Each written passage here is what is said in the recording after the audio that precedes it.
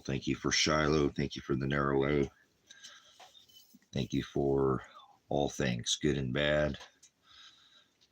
Come in here and early to bed, early to rise, but just not having the ability to get to bed early tonight here. So I would come in here and put some gospel down before I hit the rack.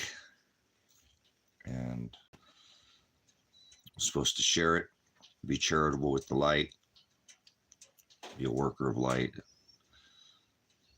not a worker of darkness. So thank you for the narrow way. Thank you for the hados. The gospel is what I love. It's you. It's all I strive for. It's what keeps me in the meat suit, because I far surpassed anything I would ever thought that this flesh could accomplish. So it's all in your hands. And before I hit the head, come in here and share the gospel, because we're supposed to be charitable with that light and not hide it. So I appreciate the blessing. I'm just I've been getting up quite early in the morning, and I go to bed a little bit early because I don't go by a clock. I don't live by time. You know that because you follow this channel, and I appreciate the work done here. And so just not able to get my body to rest here, and I thought I would. Sometimes I want to come here late at night, but I get a little overwhelmed because I sup with Father, and he just kind of overwhelms me, and that's good. I get tired enough to lay down and get some rest before I get back up. 3 is my time. There's 3 of you in here now. With I, it's 4, but Father, Son, Holy Spirit, there's 7 of us. So there's 7 right there. Hallelujah. 7 and 3 makes 10. All right, sound like an auction, but that's just a time, because time is illusion. But 3 o'clock, when it seems as if the whole world's sleeping, hasn't got quite up. So it's like my time to have with Father, where the world is still, if you will, kind of at rest. Holy Gas, not too many, puny number of people are the energy. I'm energy, so the energy is at the most calm at that time. 2 and 3, 4, so right around that time, I'm always awake, whether I like it or not. So a lot of the times, if I've already laid down, then I go ahead and get out of bed. 3 o'clock for the sunrise. I always get it for the rising of the sun. So early to bed, early to rise. We're on a farm. That's how you work. So animals all kind of work. It's all just like I said. It's a lifestyle. It changed with the clock, right? Ish. I don't do time. Time is an illusion. Death is an illusion. Time is a deception. Time is not. Time is. People know what time it is. There's not 12 months in a year. It's not 2025. If you believe all that, you're a child and you go by this perverted. Yeah. Okay, it is for you, dude, because you go by some clock and you got somebody living by a clock and you probably think there's 12 months in a calendar, don't you? Okay, child, go somewhere else and take your lunatic orgy calendar somewhere else. You're perverted. Froward is the Hebrew word. You probably don't speak any Greek. Oligas, I doubt. Maybe a puny little tiny bit. I know, probably just twist and forward change and everything. Don't leave. Grow up. So, death is an illusion. Death, I don't ever die. I'm eternal. You're just a child. Where one door closes, another one opens. You're a child. Grow up. Death is an illusion. Time is an illusion. You just go by it because you're a lunatic and you think that there's 12 months in here, and there's not. You just go by this modern version of lunacy. You're a lunatic with your Gregorian worship, and you love yourself pornea, idolatria, your eyes. You serve your eyes and your ears, and that's okay. So, death is not real. You're an idiot too there, Z. Get out of here. If you don't have to agree with me, leave. Death is illusion where one door closes, another one opens. You're a child is all you are. You're childish. You're spiritually childish. 7 is the number of maturity. Once you read in Scripture about the 7 things that you're supposed to do, and maybe you might have a different outlook on that. But I don't care. I'm not trying to turn a goat into a sheep. I don't even have to address people. I just choose to. I don't have to. So, you want to go by your lunatic calendar and think there's 12 months a year, bang, pots and pads in January and celebrate the new year in the middle of the winter. Keep going by your silly little reindeer games and do all your silly little orgy Jesus and your other gospel and all your silly littleness. Religious idiots is what most people are.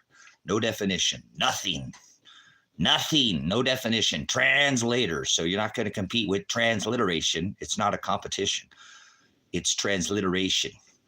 Literally, you have no definition coming out of your mouth. You're a translator.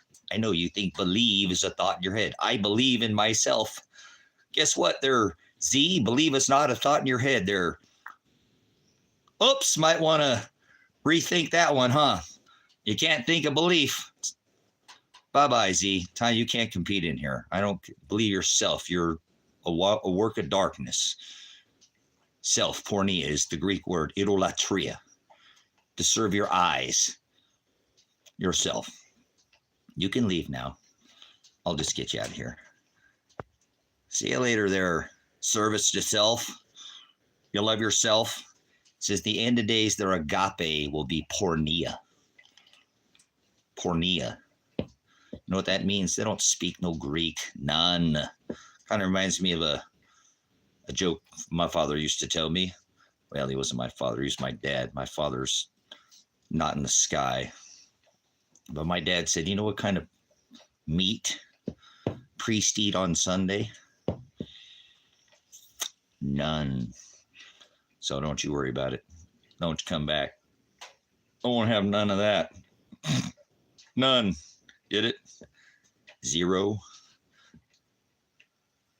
Priest on Sunday? Never mind. Sorry about that. I'm not sorry about anything. I only apologize. Don't say you're sorry. Please get that out of your vocabulary. What would you be sorry for? That's not sincere. Sorry is a word. Belief is not a thought in your head there, Z. I believe in myself. Go ahead get down with your bad self. That's the Greek word pornea or idolatria. Latria is to serve and ido is yourself, your eyes. So I got a chip on my shoulder. Uh-oh. Ted wants me to, here's Ted now. Ted, you want me to be nice? You know what it means to be nice, Ted? That means to be stupid. Do you have any definition coming out of your mouth? Or are you just one of these translators? You got me here late night. I'm just playing with the trolls. I have to do it because Lady in Red will come here and take care of the trolls for me. She'll feed you.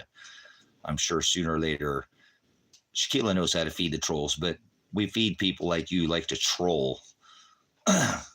You're fishing for something and you think you got hooked. There she is, the lady who taught me to feed the trolls. So right on time. We were just talking about you. Were your ears itching there, Lady in Red? Thank you. We were playing with the trolls again. So Ted said something. I said I had a chip on my shoulder. Somehow I haven't done a late night, so probably early to bed, early to rise. I've been super busy. But now we got to feed the trolls. It's part of the channel, guys. We just have to do it. It is what it is. It's no worries. I don't know. That was Mr. Bundy. Ted, I don't know. No worries. Jimmy Crack Corn, once again. Priest on Sunday. Pug 1, remember? 0. Fox. What was his name? Doodle was his name. Doodle, if you guys ever watched that. Yeah, no, that's fine.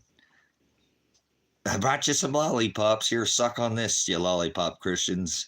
And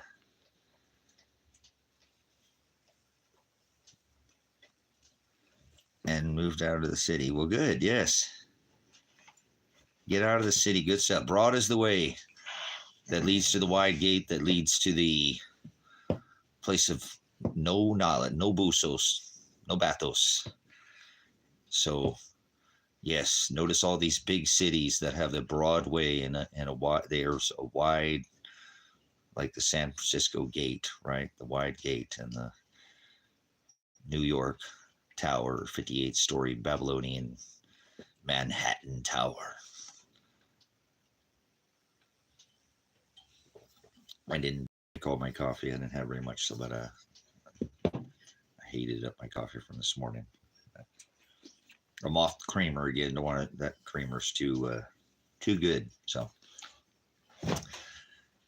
and I thought I'd come in here again and give you some gospel. People don't like the gospel, you know that. They want that lollipop Jesus. They want that sucker Jesus. Give me some of that sweet, tastes good in my mouth Jesus. Come on in and sit down on some Sunday, one day, fun day, Sunday, Jesus. You were warned about the other Jesus. The letter J didn't exist at the time of Christ, you idiot. Religious Jesus. All glory to the Most High, who sent his only begotten Son, Shiloh, the Hamashiach, the Christ, the anointed, Yeshua, Yehoshua Mashiach. Jesus is his translated name, but that's a translation, not transliteral. His name, the letter J, did not exist at the time of the Hamashiach. But we won't argue about letters or jots or tittles or shapes. So if you want to start arguing about shapes in here, we'll have to throw you out of here. You'll be a child, start talking about shapes. And we actually had a pretty good conversation on the live stream earlier this morning. Somebody came in and they used the word of God, the Father against me, which is good. Yes, it's okay. And that's the last thing, Tim, that's very childish too. You know what I'm saying? Just young. It's okay because people are hovering over the truth. But he says, when I return, no one will know my name. And he doesn't mean Jesus. But that's what people love to argue over that. That's okay. It opens the door for people to at least, they're not got their head in the other Jesus.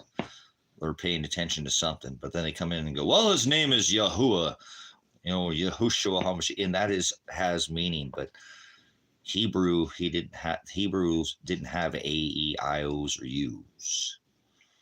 There's no vowels in Hebrew, so how could his name been Yeshua or Yahushua or Yahweh or all this other? This is all added, and they have value because they're part of this, addition. But if you add to this book, he warns of adding or taking away even the smallest jot or period or letter or comma or even a word. Don't take anything. Not even a letter, or I'll blot your name out. So pretty important. We hover over that. Hados being the same narrow way, because if we add to the book, then we're a false teacher or a false prophet because we're adding to the book, or a pornea, idolater. And he warns of that. Don't even add even the smallest. And it's not like this time. It's like he did something so beautiful for us that people don't realize because they don't know Shiloh. They got the lollipop Jesus.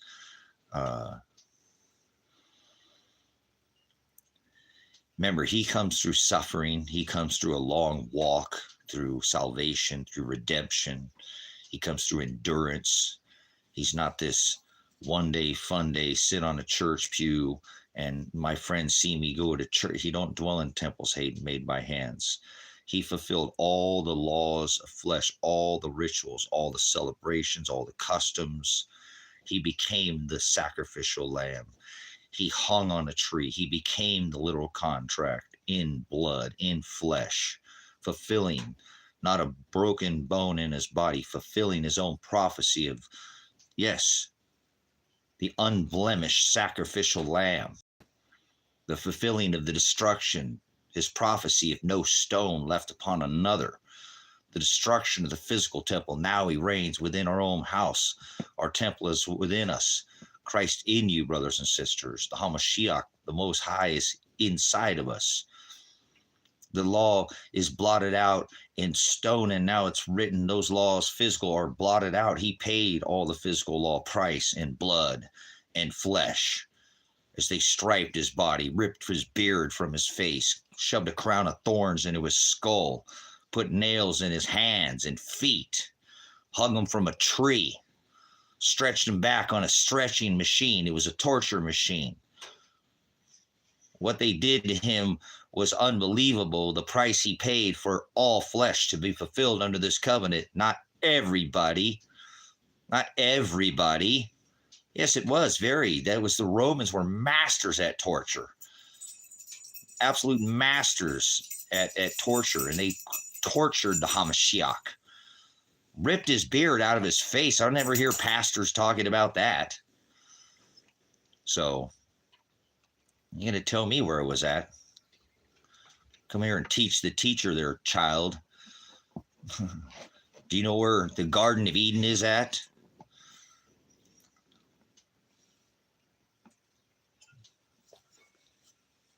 Do you study with a concordance, a lexicon? Do you study maps, cultures, customs, idioms? Or are you just an idiot? Okay, just want to make sure we don't have nobody religious idiots in here. I rebuke all these religions. They're all vain. None of them study. They don't love this word. It's not in their heart. It's not written. He didn't write it on their hearts. They're religious temples made by stone and hands. And he said he doesn't dwell in temples or houses and brick and block and mortar, rock, or 2x4 brick block or whatever building that you think he is. Your body is a temple. He fulfilled all the laws of flesh. He became the last sacrifice. He became the last. They ate the lamb, not crackers and grape juice. Not that religious Catholicism, Mormonism, Calvinism, all these isms, Christianity, all these religions are all vanity. They're worthless, vain.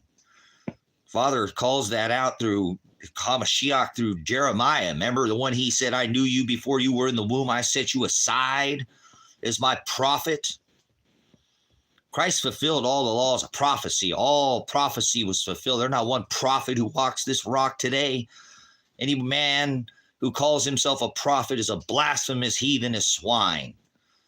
I rebuke that demon, distributor of lies and fortunes, has no definition, doesn't understand prophecy, doesn't understand what the Hamashiach did. That's why I rebuke the Mormon church.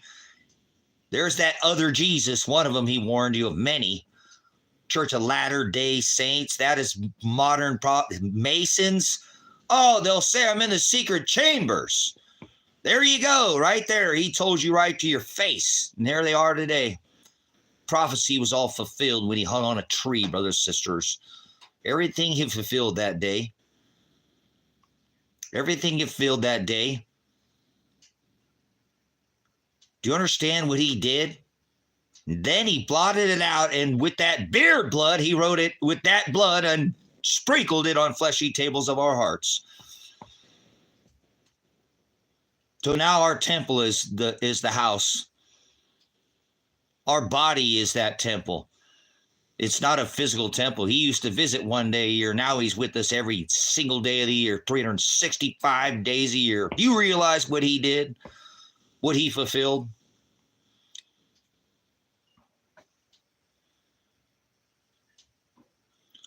Get out of here with your stupid nonsense. I don't vote for my own overlord or my own enslavement for this corporation, especially Mr. Badman Orange. You can't seem to stop spending. So grow up, child. There's a corporation. So pay attention, brothers and sisters, what the Hamashiach did. He said, don't sup with vipers and don't cast your pearls before swine. Low energy. Notice, remember, he cast the unclean truths. The man said he was legion. He ain't no demon. Demon means a distributor of fortunes or lies. He cast the unclean truths. into the swine, and it watered to its watery judgments as it, wandered off a cliff to its watery judgments, didn't it? Here we are today.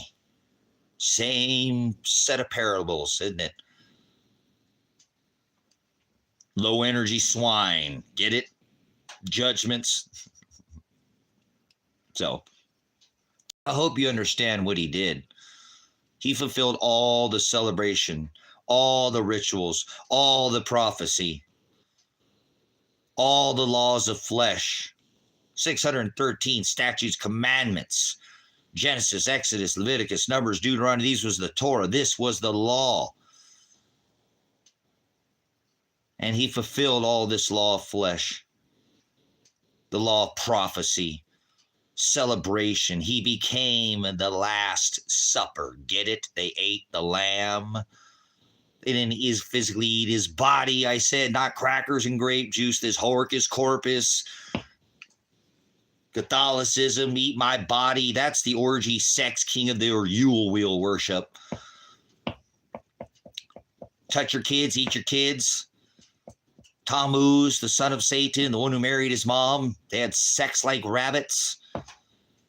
Silly rabbit tricks of her kids. Come over to our Easter sunrise service. There were men facing the east 500 years before Christ had even risen, worshiping the rising sun, brothers, sisters. This is all Satanism, heathenism, Yule wheel, Baal in the grove. Grove, that is Nimrod. Nimrod was Esau's brother. Esau killed Nimrod, stole the inheritance. God hated Esau before he was ever born or done anything. Gee, I wonder why. He gave Jacob the inheritance. He later called him Israel, gave him the inheritance. And this is all about an inheritance. It's all about a wedding. It ain't about no stupid religion.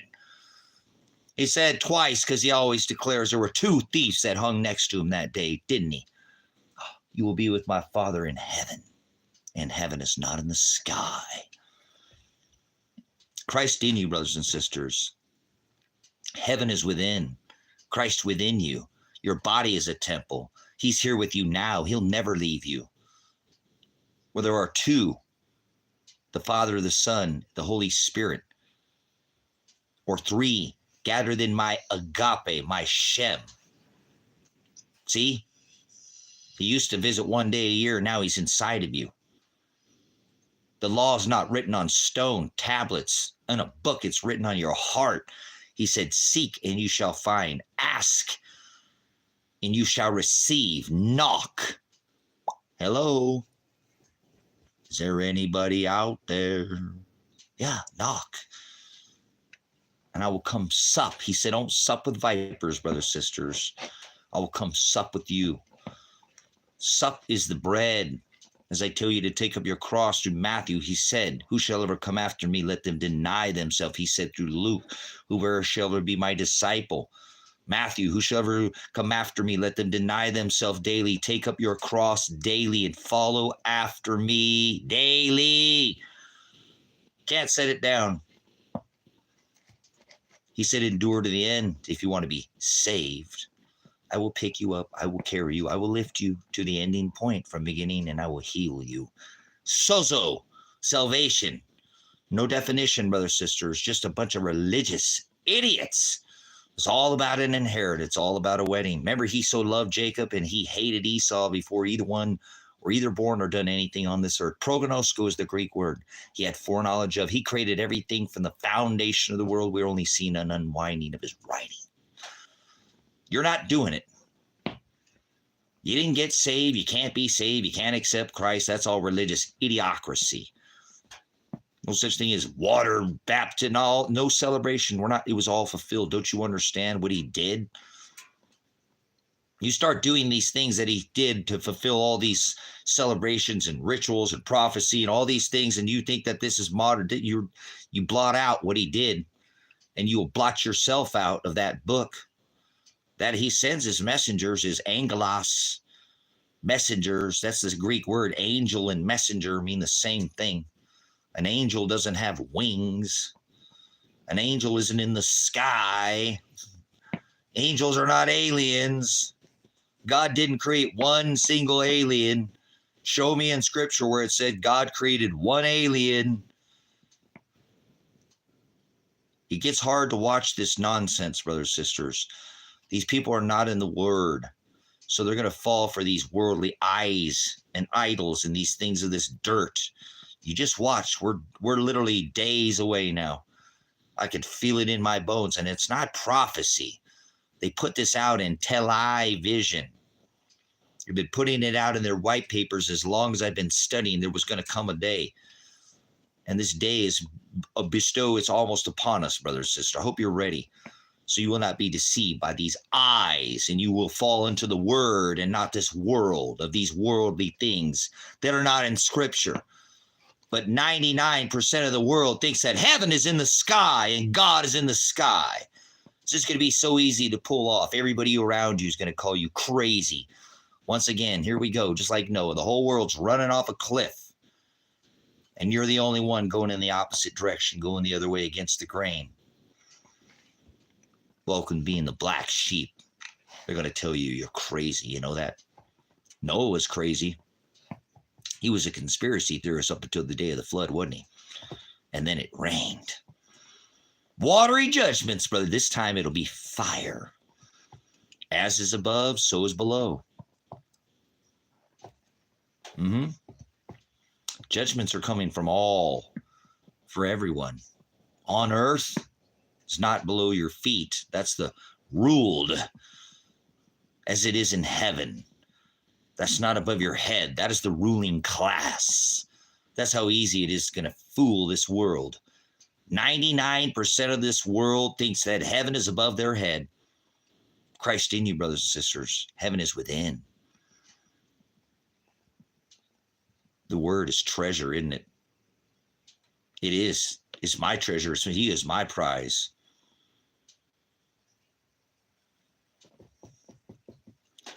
So I hope you're understanding that this prize that we seek comes with suffering. It comes with endurance.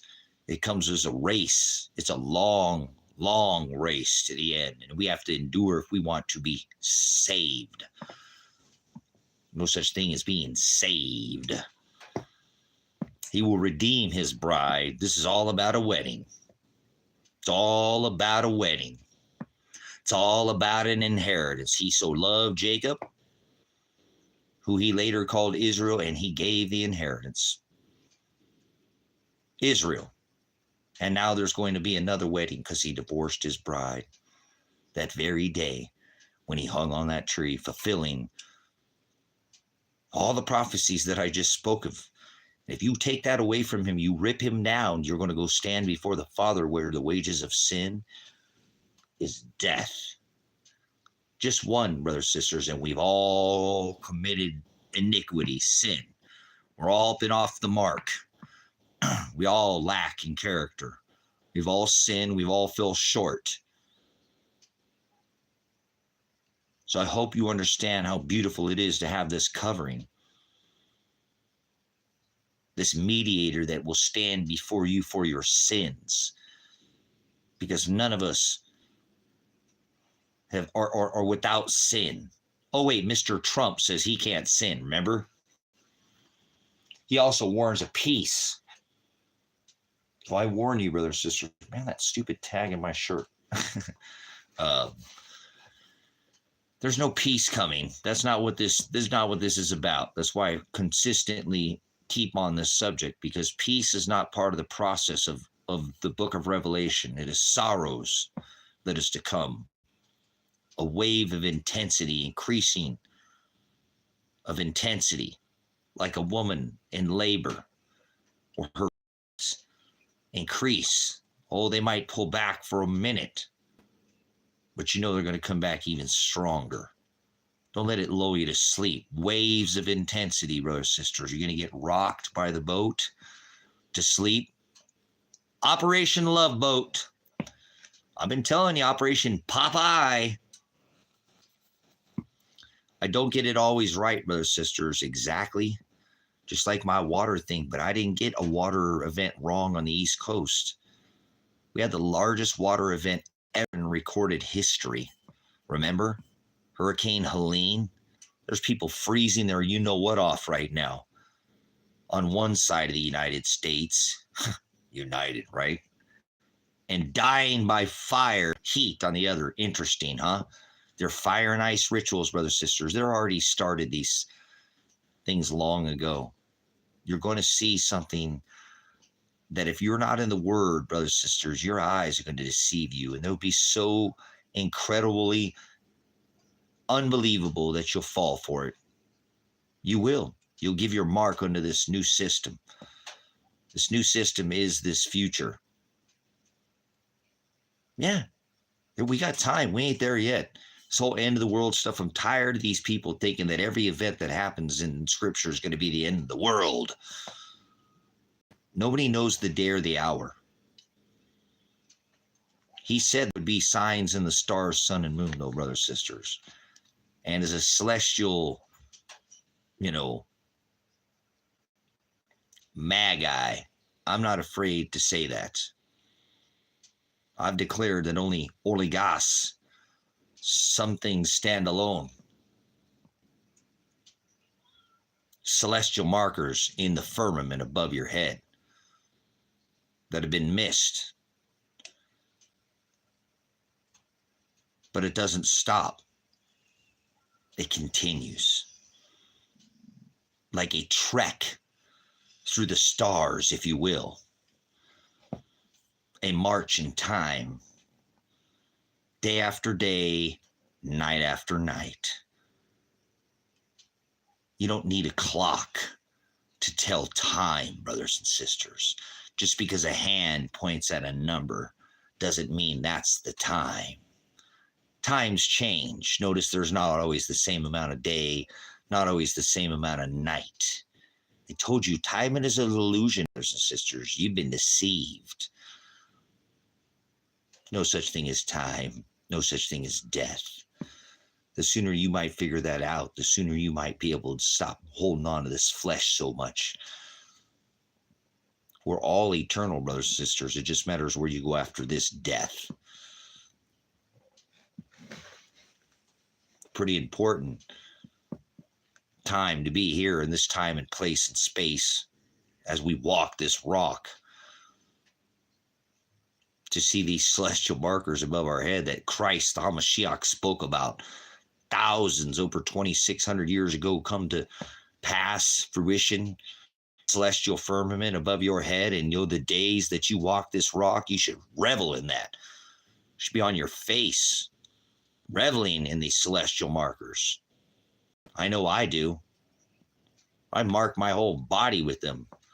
I go out and spend every freaking dime I had, every freaking penny I had at the time to mark my body with these beautiful celestial markers so that Christ knew that I was paying attention. Okay, you said this to John 2,600 years ago at the island of Patmos. You gave him this beautiful apocalypse of the virgin, clothed with the sun, the moon at her feet, travailing in birth, because you, Melchizedek, would be after the Shiloh second count 2 sign, past the head of Leo, you, the lion, from the tribe of Judah. You moved into the belly of the virgin. You crowned with 3 wandering stars that stood still like military veterans, just standing there. Not for 4 minutes, not for 4 hours, not for 4 days, not for 4 weeks, not for 40 weeks. They stood still. Wandering stars that don't stand still, wander and stand still for 40 weeks at the head of the lion, just like the Shiloh sign. Hallelujah. Woo, baby. Woo-hoo! This is the Apocalypse 12 sign. Were you a witness? Yes, clothed with the sun, the moon at her feet, and she would have a crown of 12 stars upon her head. The same crown that crowned him, the high priest of the church. Hallelujah. It's beautiful, brothers and sisters. So beautiful to be a witness, something that Christ gave 2 times. He said there would be a sign in the stars of the second coming of the Hamashiach, the Christ, Jesus, in the celestial firmament, in the stars. First he came, remember? Pisces, Vesica, Bethlehem, that star, the conjunction, the union, the marriage where two became one. Star of David. He was from the house of David, born of Bethlehem. Remember this celestial firmament marker that these wise, they were not three wise men, they were the magi. There were many magi. They gave three gifts. Grow up. Study, brothers and sisters. They love to change. The Hebrew word is froward. Pervert these things. There's no such thing as a Christmas star. Blasphemy. This was the Star of David. He was from the house of David, born of Bethlehem, not of Nazareth. Remember, they said nothing good could come of Nazareth. Couldn't hang a Roman citizen on a tree. How did he know? I don't know. What about the parable of the fig tree? How did I know? Because it's in the Word. Remember, I gave you the count. The same marker, how they birthed a whole new Israel over there on the rock when he doesn't exist in a physical. He's a spiritual Israel. It's a spiritual bride. It'll be a spiritual wedding. You'll spiritually meet him in the spiritual heaven. He'll never leave you, brothers and sisters. Do you realize you were a witness to the same marker back in 2015? Let's go back in time like a time machine. Let's go back to 2 BC. Let's go before the time of Christ was even walked this rock. When God was fire and God was light. God only visited one day a year. Correct? God didn't exist in flesh. God is light. He said, I am the Horizo. Correct? God of Aries, God of fire, God of wrath, God of sacrifice, God of blood, God of war. If you agape me, your enemy will come against you one way, and I will make them flee 7 ways. Don't you remember Israel, the ruling class, the heavens, not in the sky? No nation could come against the nation of Israel. God would come visit one day a year behind the veil after the sacrifice at the altar, and they'd wash their hands in the glass. You see all this formality, all these rituals. Talking in code as usual. I love it. I love it. He said he will give them deaf ears, brothers and sisters. There will not be an apocalypse, brothers and sisters. The lifting of the veil, the removal of the cover, it will not happen. It will fall on deaf ears. So, God, the Father, Aries, I am, the God of wrath, the God of sacrifice, the God that required the death of men. But don't eat them. That's hijacked. That's Satanism. That's Christianity. Crackers and grape juice. Calvinism, Mormonism, all these isms. Religions is what they are. The Father doesn't dwell in temples made by hands. Remember, he said that. Twice, he always declares 2 witnesses. He used to visit one day a year. One day a year. Behind the veil, remember? As they would sprinkle that blood onto the Ark of the Covenant where the Shem, the 10 Commandments were held. One day a year. And now he's inside of you 365 days a year, brothers and sisters. With the fulfillment, no stone, the prophecy, no stone would be left upon another, not one upon another, was Christ fulfilling the prophecy of the destruction of the physical temple, where he, as I am, the God of war, wrath, would visit one day a year and would destroy that, and now your body is a temple. He doesn't visit any temple one day a year. He doesn't dwell in houses made by hands. He always declares twice. So let's go back to the God of wrath.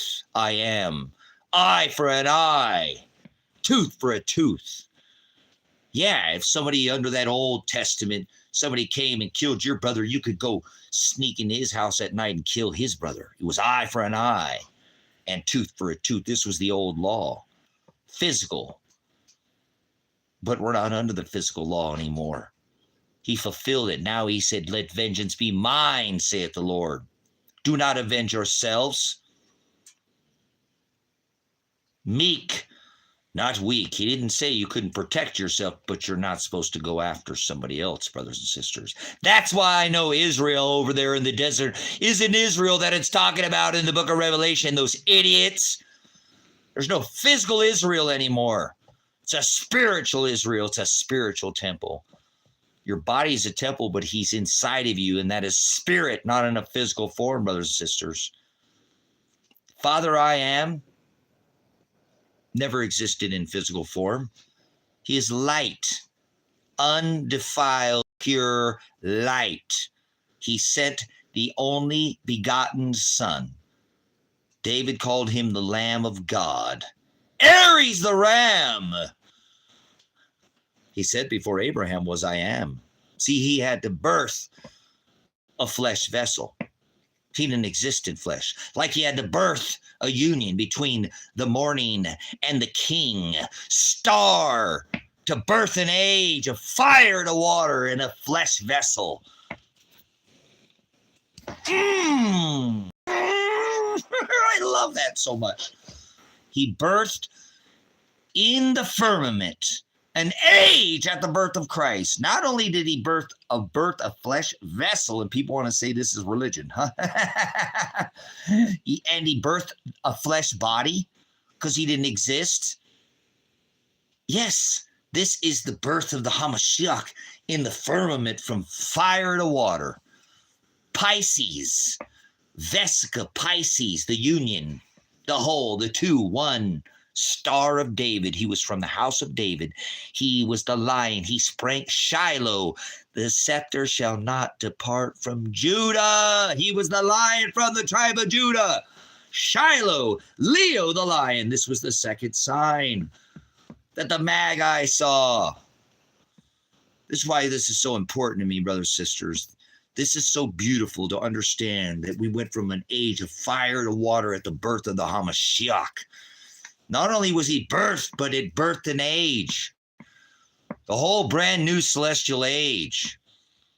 Fire, the God of wrath, sacrifice, war, blood, postmarked with sacrificial blood. All this was the I am. But all these laws were fulfilled. This is what he did for his bride. That's why many are called, but few are chosen, brothers and sisters. Oligos. Many will have their names blotted out. I'd be easily guilty of that. I'm always off the mark. I do. I miss it all the time. That is the word sin. To be off the mark. Mark is the word character or karak in the Greek. Karak or character. Your mark is what you go after. That is your Shem, your love. Remember, the angels come back. He says, put my seals on their forehead. You think he's going to bust out the old tattoo machine? Oh,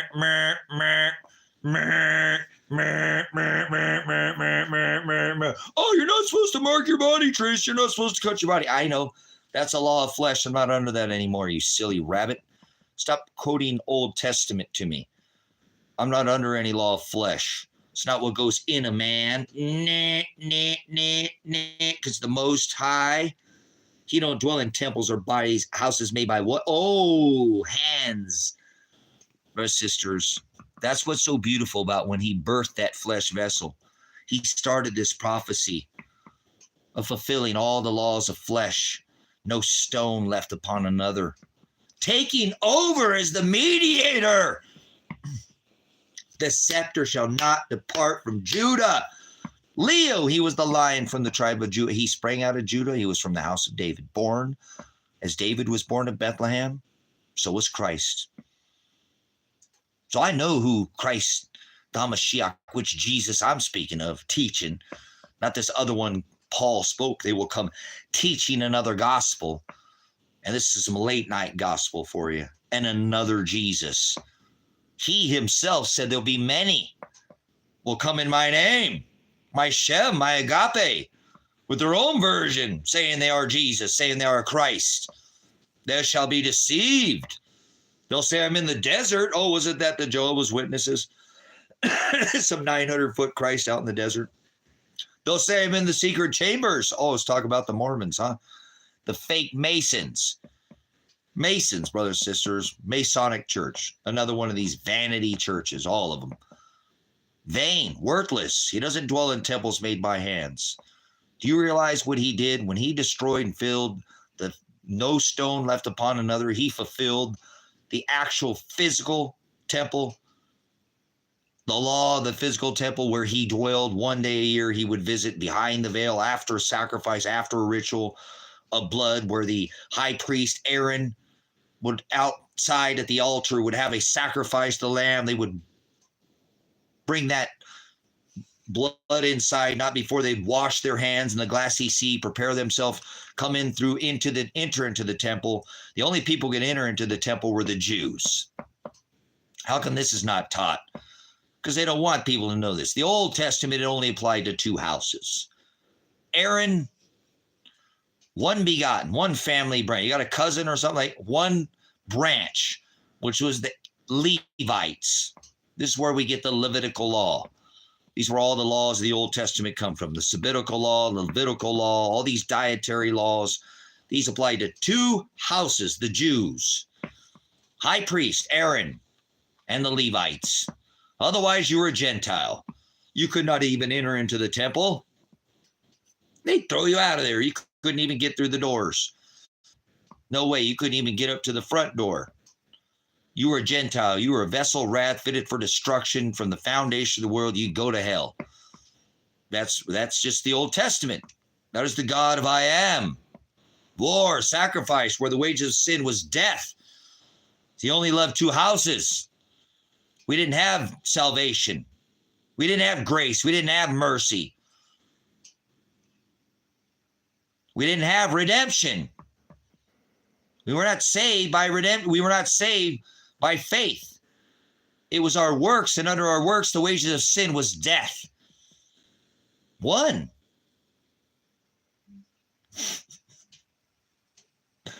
This is not hard to figure out, brothers and sisters. Father has always had rules. Father didn't come back and just drop all the rules. You know, we're not under the law. He fulfilled all the laws of flesh by birthing a flesh vessel. Not only did he do that with his perfect, impeccable timing, he did it by the celestial firmament to birth the age of fire, Aries the ram. That is the tabernacle. That's the place, you know, well, the place of rest, if you will, in the celestial firmament. If you knew anything how this celestial clock worked, you'd understand these things. Then you might actually understand when I tell you, you don't know what time is. You're delusional.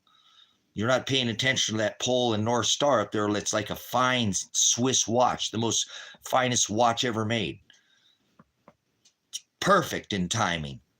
It's Father's clock above our head.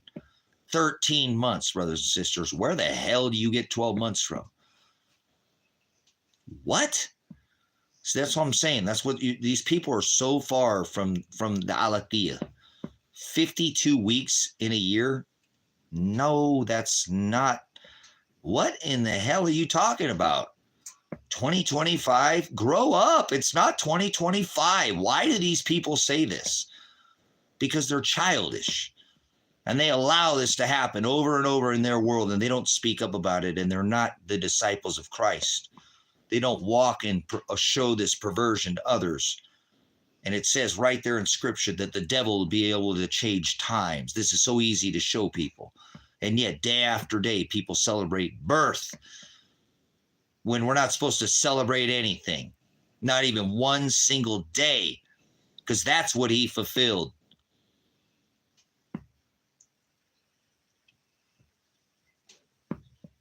All laws of the flesh, brothers and sisters, were fulfilled. And if you rip him down, you're going to take yourself right back into that time where the God of wrath, remember Aaron, Levite? That's you now standing before the Father without the Hamashiach as your mediator. He's like your attorney. I don't know how to put it more simple. You need a mediator. You've sinned. I've sinned. We'd all sin. Under the Old Testament, the wages of sin was death. You don't have somebody to stand in for it. Can I put it any more simple for you? Try to keep it non-religious. You rip him down, the covenant he made. You go back under the wages of sin is death. I warned you about this. I've done it. I'm guilty. I told you already. I'm a sinner. I've been off the mark on this. I've made this mistake many times in my life. But I try to distance myself from this, brothers and sisters, as far as I can and run from it. Pace myself because it's a long race, but I don't want to be the old me. I don't want to go back to my old ways. My lazy Tracy. Didn't take the time. When I had all the time in the world, Father was providing, I just didn't use my time wisely. I wasn't a good steward of my time. Remember, it's a delusion. I wasn't a good steward of his word. I knew better. It was written on my heart. He just didn't make me seek it. I sought these worldly things of these eyes. But he changed me. He converted me. Like he, the heart of Paul was rebuked on the road to Damascus. He turned my heart decades ago. He really did, brothers and sisters, not of my own doing. Do you understand? I didn't ask for this. Father did this and made me who I am today. Shiloh does this in me because he's my mediator. And I know I have committed sin that I could not turn from. Mortal sins, brothers and sisters. Things that I could not turn. Father will not forgive me for. But I need not worry. Paul was a mass murderer of Christians and a Pharisee. So my past and my tour as a military veteran and my law enforcement services and some, it just doesn't weigh on my heart easy. It doesn't go away. Every day I wake up and it just overwhelms me. And that's why I push so hard. You know what I'm saying? So I thank Father for making me a veteran at a young age, giving me a standard that I know I had a high standard to set for myself because he set the standard. Even in the job that I did as a military police, we didn't meet the standard. We set the standard. So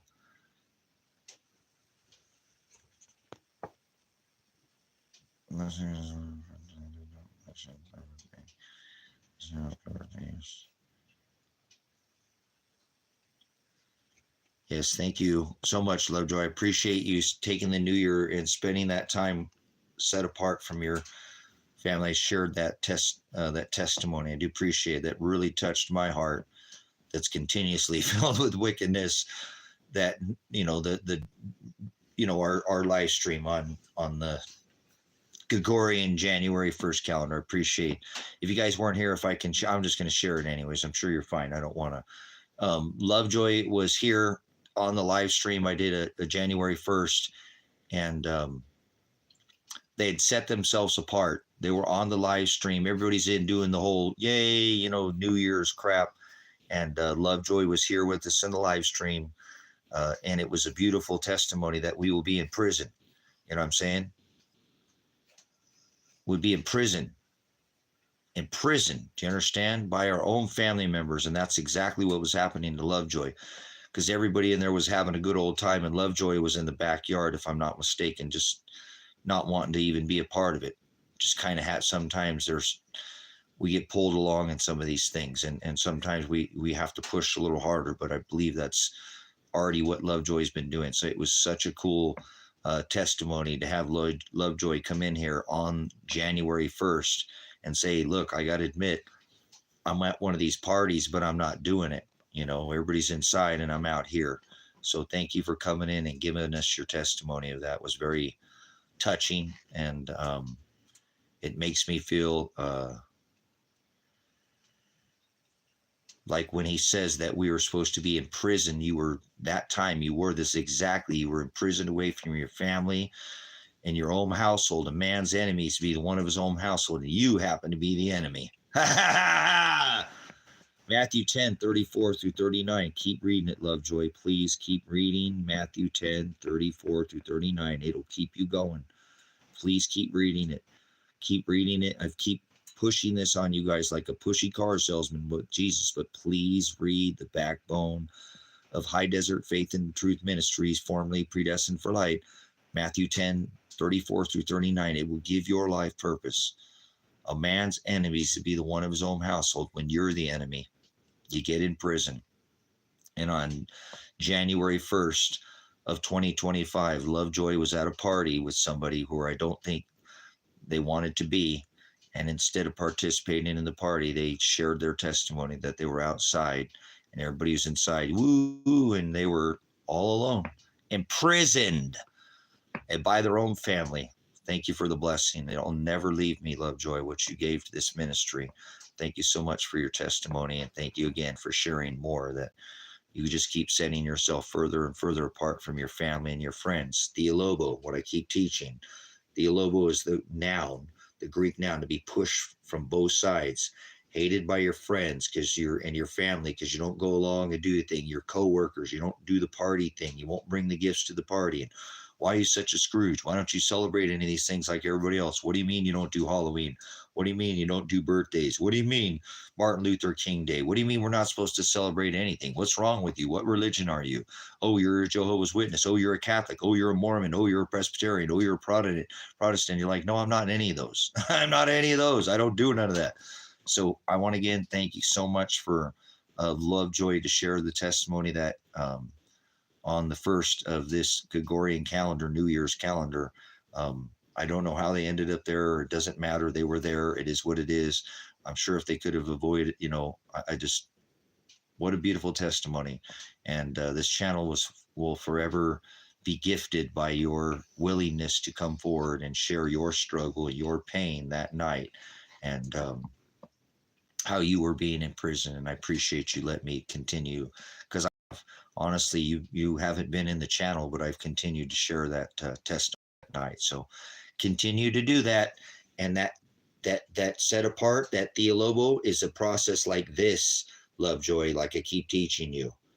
So you started way up here, and you just keep doing this, and this is how you get to that straight gate. That is how we narrow self to enter through that straight gate. So your riches are not of this things of this world. It'd be easier for a camel to pass through the eye of a needle than a rich man through the gates of heaven. So good for you, not putting your treasure up in all these worldly, and having this big thing. A lot of us spend that, and I told you it was hurting my heart that night because and Lovejoy just came in and filled my heart completely, because my heart was totally are you getting hot, buddy? I know I got the fire going in here, huh? Was just hurting, brothers, sisters, for all the people, and it's not like this, but because I spend so much time isolated away from everybody. I have for many years. It's just the way that Father has just made me who I am. I don't want to be around anybody. I like you guys, okay? This world, there's nobody here for me. I mean, I'll run wherever I'm at when I do my mobile ministry, but I just haven't made a connection with anybody other than maybe potentially my brothers and sisters that I'll see after I die. So when somebody comes in like that and just adds to this ministry,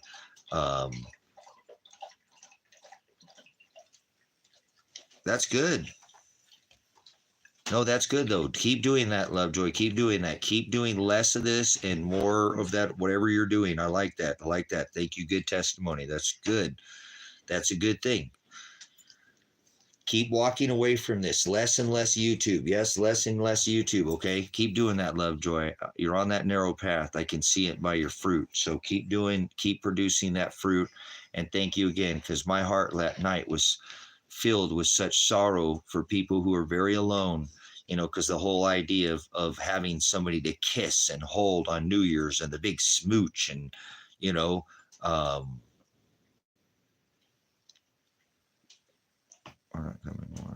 okay, so I thank so much, Father, for having Lovejoy come in, because I was really kind of a little bit of a wreck. You know what I'm saying? I just was feeling, I was kind of feeling that same Christmas feeling where people get disappointed. You know, they're so disappointed because they couldn't give somebody a gift, or they didn't get a gift, or, you know, and there's such a huge, massive depressed a feeling. Yeah, although people get the joy of all this holiday spending and all that, there's always the people who don't. And it isn't about that, brother, sister. It isn't about the spending. It's that these people, so much disappointment. It sucks that people wait all year long and spend their near savings all year just to buy their local family just enough gifts the year to go into debt. It's a vicious cycle. So I feel that a lot during this New Year's time, and I really felt it a lot. I was feeling it was really heavy on my heart. That's why I came in and kind of did the live stream, because it was just weighing heavy. I'm okay with being alone, but I know there's a lot of others out there that are set apart. And when Lovejoy came in and said that, they really made this, filled that sorrows. I mean, I just have such, the weight of the world weighs so much. I wish I didn't think about these things, like I can't, but I can't stop.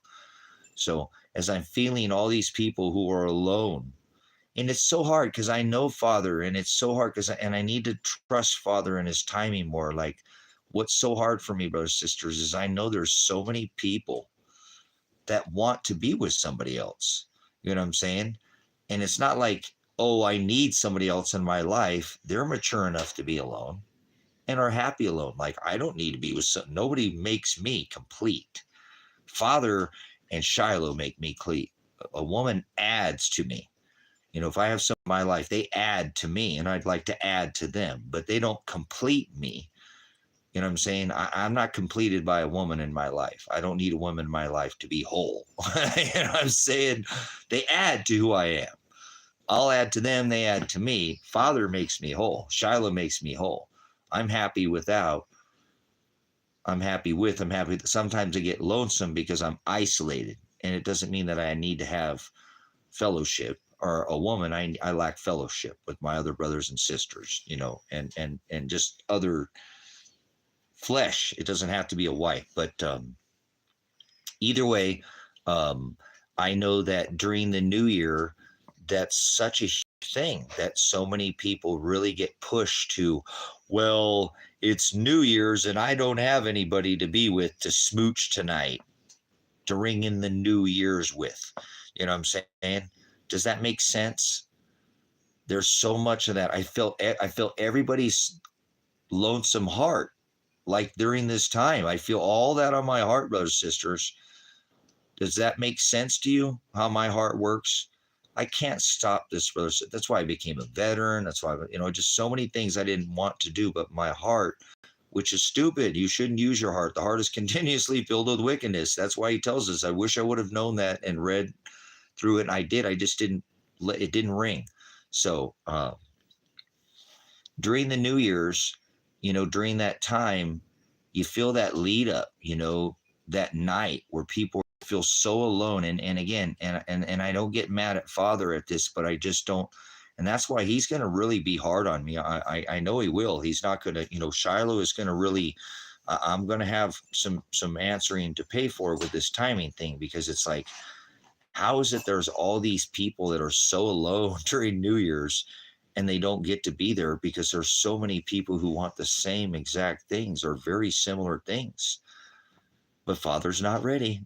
He's not ready for those people to be together. Maybe they will, maybe they won't.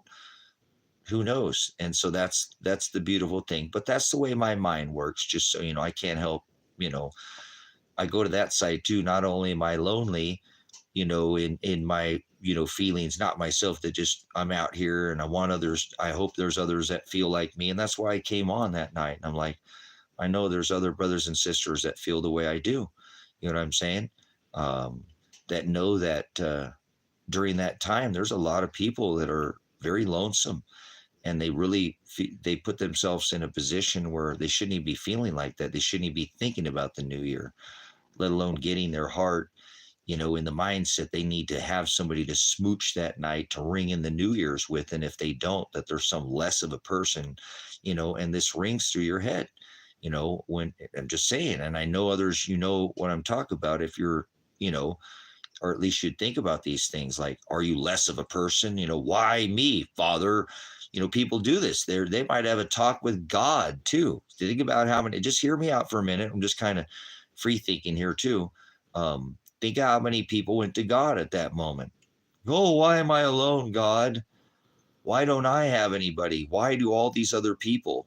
And I'm guilty of doing this, not on the new year, but at times, like, are you serious, God? There's 8 billion people on this rock and you just don't have one person to me. Am I that ugly? Am I that ornery? Am I that, I don't know. I have my teeth. I can work. I got, I have calluses on my hand, all these qualifications, it seems like. And I'm not saying ladies, but it's kind of weird.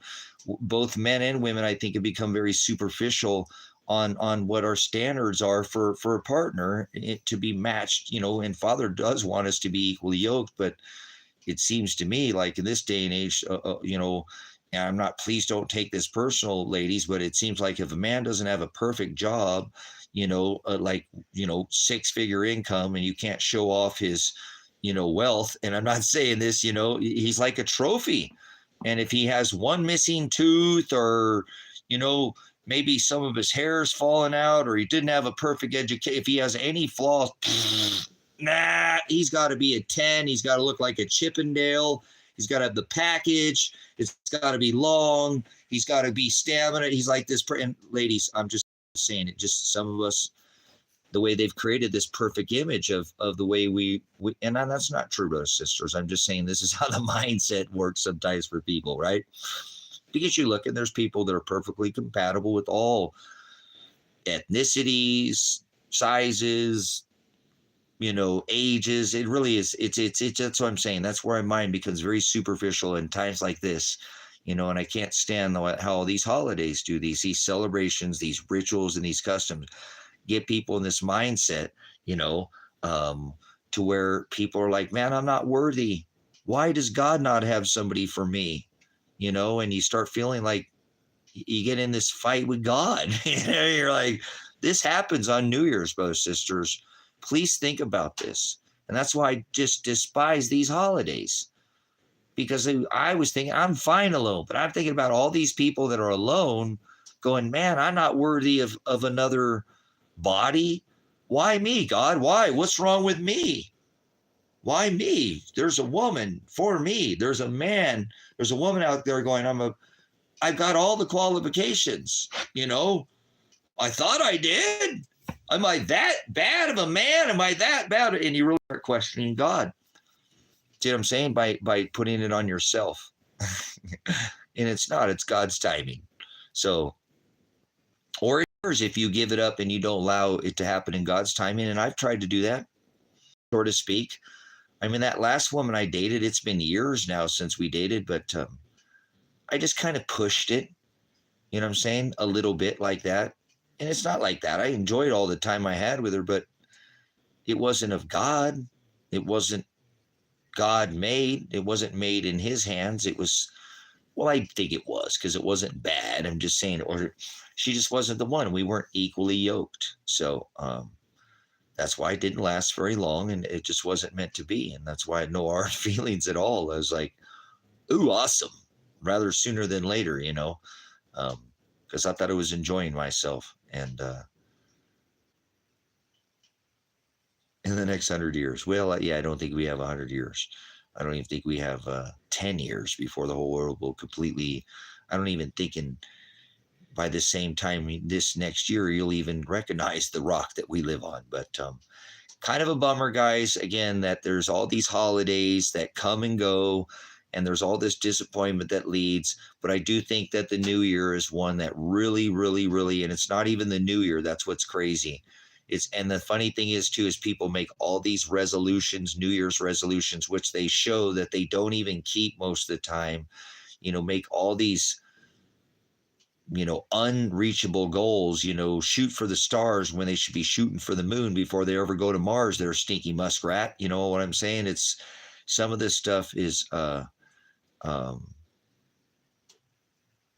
it's just so prevalent. I don't know why. I really wish I could turn my mind off, you know, about doing these things. Tracy, why can't you just sit there and not think about everybody else on New Year's in the middle of winter, and why people are feeling so alone, and why do you feel the weight of the world on your shoulders? Well, I did. I was really feeling really heavy, guys. And I have to tell you, thanks so much for Lovejoy coming in that night and just filling my heart up. Just filling my heart up. You know what I'm saying? Uh, and showing an example of being in prison, set apart, showing the Matthew 10:34 through 39. So thank you again, Lovejoy, for coming in that evening and sharing your testimony, because it added so much value to this ministry. And I've been able to teach off of that, continue to teach that, brothers and sisters, a lot of us are set apart every day of the year. It's just who we are as a person. You could call us the black sheep of our family, of the world, if you will. We don't go with the flow, so we really don't feel like a sheep, if you will, right? I mean, I know that's you. I can feel you guys on the other screen. You're not that go with the flow kind of person. You wouldn't even be on this channel if you don't come back here regularly. This isn't a go with the flow kind of channel. We don't do the things of this world. And so we're actually that one channel that's going in the other direction, as all these religious channels are going in one direction. We're like, no, we're not religious here. You know what I'm saying? So I feel the same. Let me read same way. I know there's amazing ladies out there. I'm just not picking up. Simon, he's selling it for 6 years now. My son is 18. I'm very happy. Cool. Yeah, I did. I actually, Lovejoy, I was a single dad for 8 years. For a long time, and I really didn't like having a lot of having relationships with my son, because being a single parent is a whole different animal.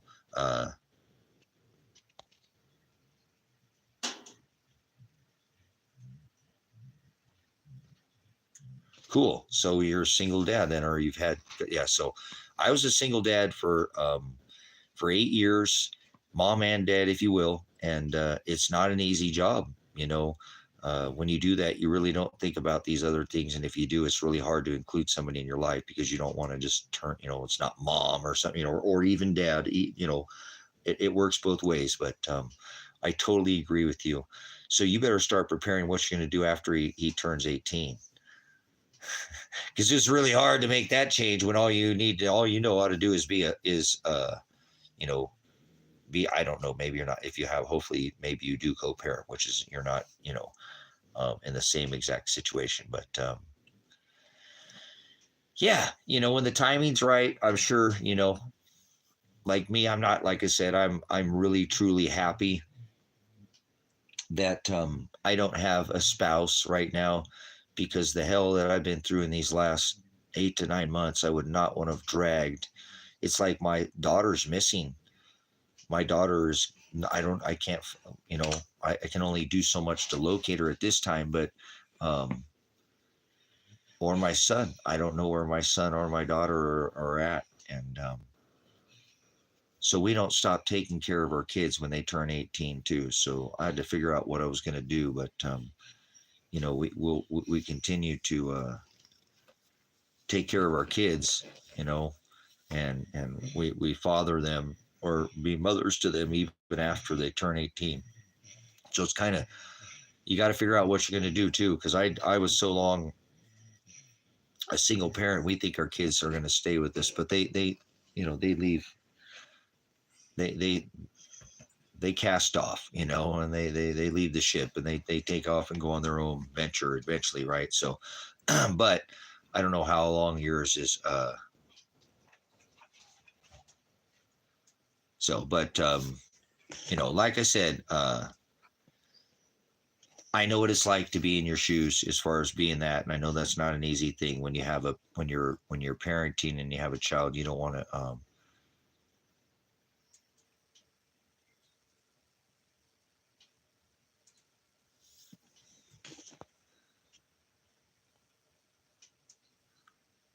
Yeah, don't. I have land I'm paying off, but not enough money to build on it. Yeah, nice. When he's 18, I'd love for him to move with me off grid. I understand.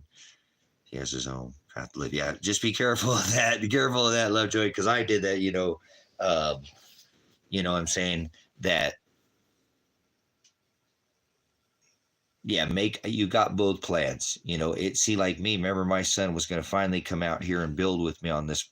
You know, I have property over here. I have the 20 acres here, and I have 40, but I sold 20 here. So I've got 20 here.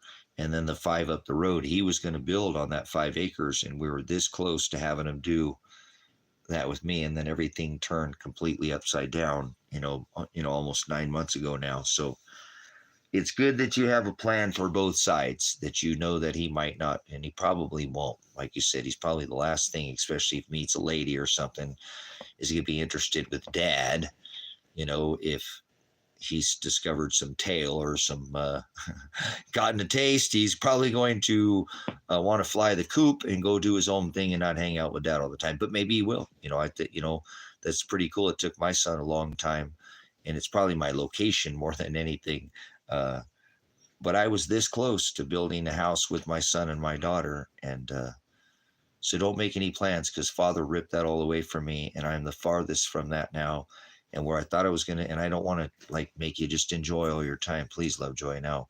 I mean, because they're grown. My daughter, that's my son's wife, they're both grown, and they're in their, 25 years old. But man, I was this close to finally getting to be with my son again and have to build a house. And then Father just took it all away from me. And now I don't know if he's even alive. Um, it went from being that close to, I don't want to think about that right now, but I have to remember that wherever my son is at, that's where Father wants him to be. And if he wanted him to be here now, or wanted me to talk to him or know what was going on with him, or whatever would happen, it wouldn't be happening the way, like we were just talking, the same thing with having a relationship with somebody, or having a spouse or something like that. It's all in God's timing. So, um, but it's just a little unnerving for me to not know where my son is at right now. So I wish I would have started thinking about that, because my vibe was so good. Um, but it's okay. Appreciate your testimony. Like I said, it fills my heart, um, knowing that you're not doing. It sounds like you're on the track. Whatever you're doing, keep doing it. Sounds like you're doing what it is. You're not taking the easy path, the hard road, the high road. You're taking sounds like almost every step has a resistance to it. So blessings. Thank you for your contribution to this ministry. I really do appreciate your testimony that day. It really filled my heart up, knowing that, there's out there that are struggling. And for me, I was just feeling the weight of the world that night. And I appreciate you coming in, and always your testimony in here is always positive. So I appreciate this contribution to this ministry, and you add to the channel. Just one of the many here now. Well, it's Oligas or not, but of the channel that comes and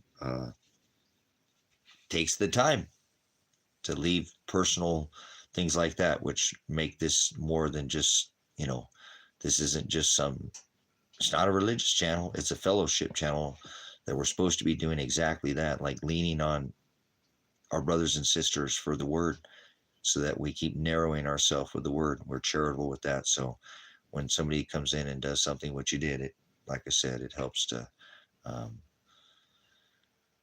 carry this weight of this world, make to lift the load. Appreciate Father sending people like you to this ministry. So keep on the track that you're doing, Lovejoy. I appreciate. I don't think it'd be long if you stay on the track that you'll be very blessed. You will have abundance. I'm almost certain if you'll just stay on the task that you're on, you will reap what you sow.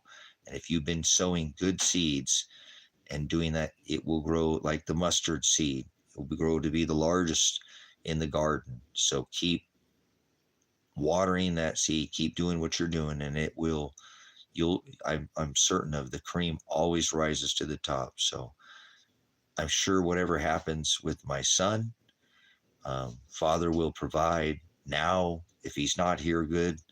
I can't ever imagine that my son would have passed before I did, but it is what it is.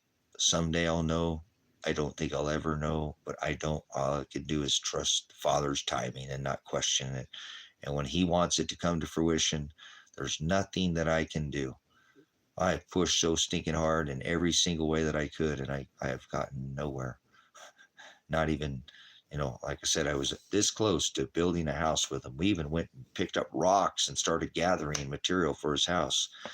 And then it just all turned out completely opposite. So enjoy the time that you have with your spouse, with your family, with your friends.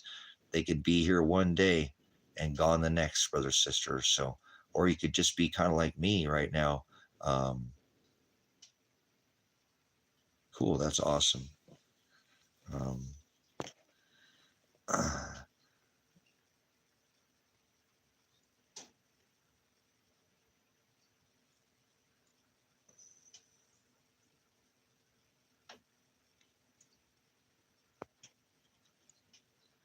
cool. Well, I had kind of a similar situation too. So just good, not like that. It actually took me 8 years of going through court custody battles with my son to finally get him in a position where he was in a better place. And, it just is what it is.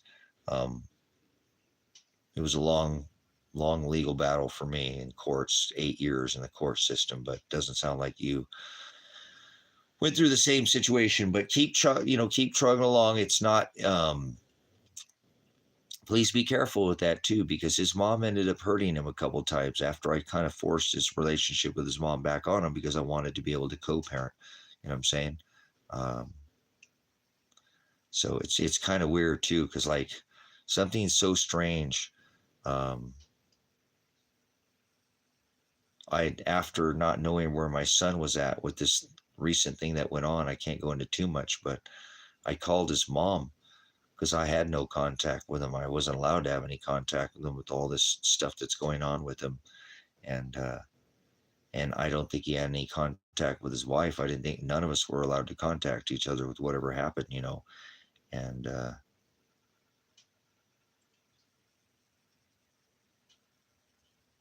yeah, it just seems strange that their dates are all messed up. Something's not right. And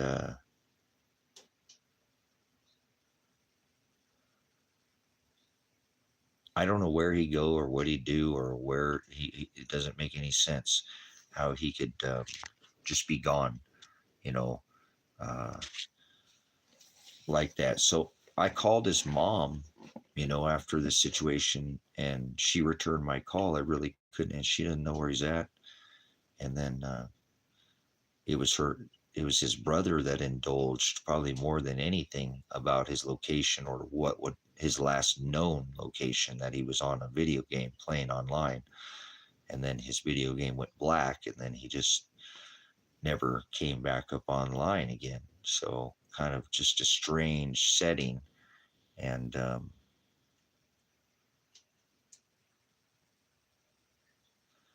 again, I'm not sure where, what to do at this point.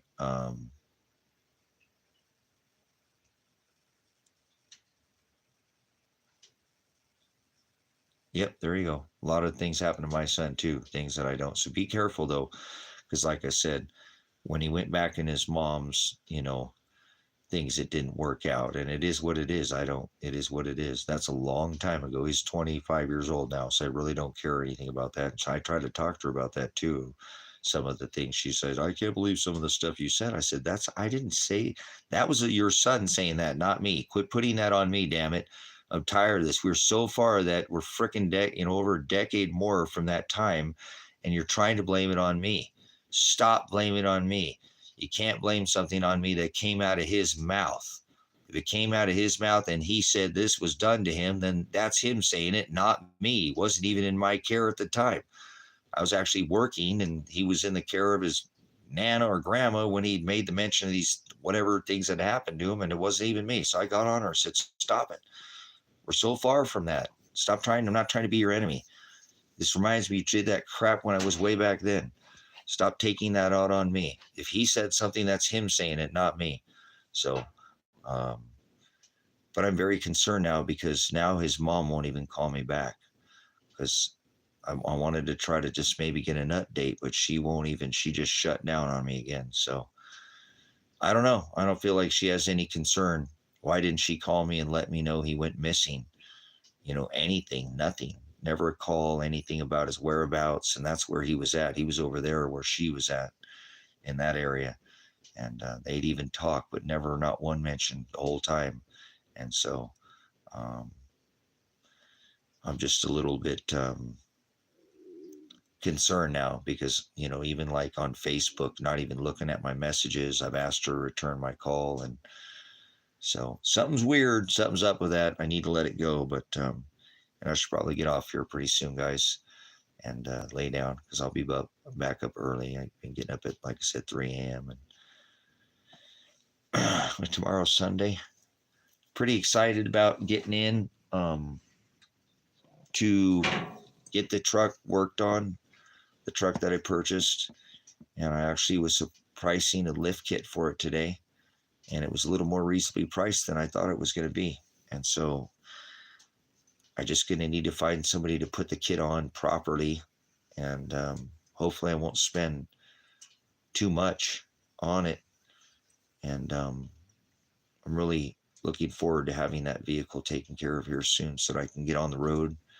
And I can't leave the state of Oregon right now, but I went to go get my fishing license today. I haven't had a fishing license in like 12 years. I don't really believe in a license, but it is what it is. I want to be able to throw a pole in the water and not go to jail. I got bigger fish to fry right now, if you will. I don't even care if I catch anything. I just need to be able to get out away from what I'm doing and take some time away from, it's probably been 10 or 12 years since I've fished.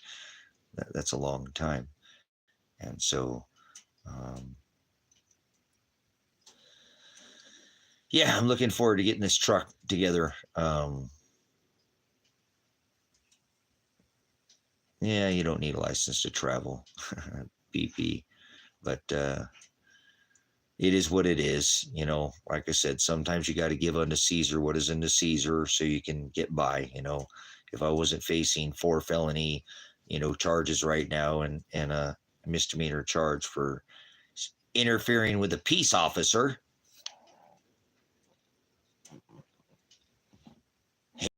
Execution. I love those charges. They're such a cool charge. I like the charges, And what's the other one? Criminal conspiracy or something. I probably wouldn't even care because normally I don't have multiple vehicles. I've driven for many years without a license. And normally I give them, audit them a hard time. I don't just give them a license. And I actually dropped my CDL. So I don't even have a CDL anymore. And I had one for 30 years. So,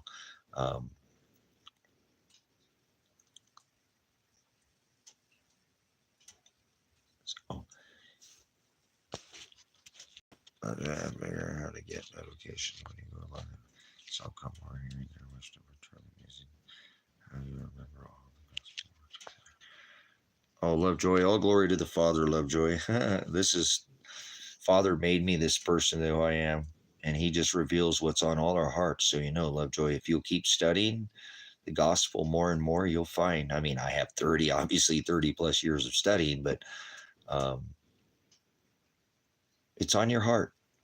And you don't need to know all what I teach you. You just need to make sure you're taking up your cross. And I'd like to give you a little gift, if you will, that I always, with my son, because I didn't get everything perfectly right. And you're probably not going to get everything right being a single parent. There's not like a book, we just do things like instinctually, naturally. Some of us, you don't need to be told how to take care of your kid. It's an instinct, right? But how I measured what I would consider success as being a parent to my son, because I'm just his dad, I'm not his father, and he knows that. I always told people, it really isn't what you do with your kids, because 99% of the time, you can do one thing and it really has very little to do with the bigger picture with who they are. They're going to make a lot of the decision on their own. Even though we like to think that we have such a big influence with our kids, we do sway them, but they really truly turn out to be who they are.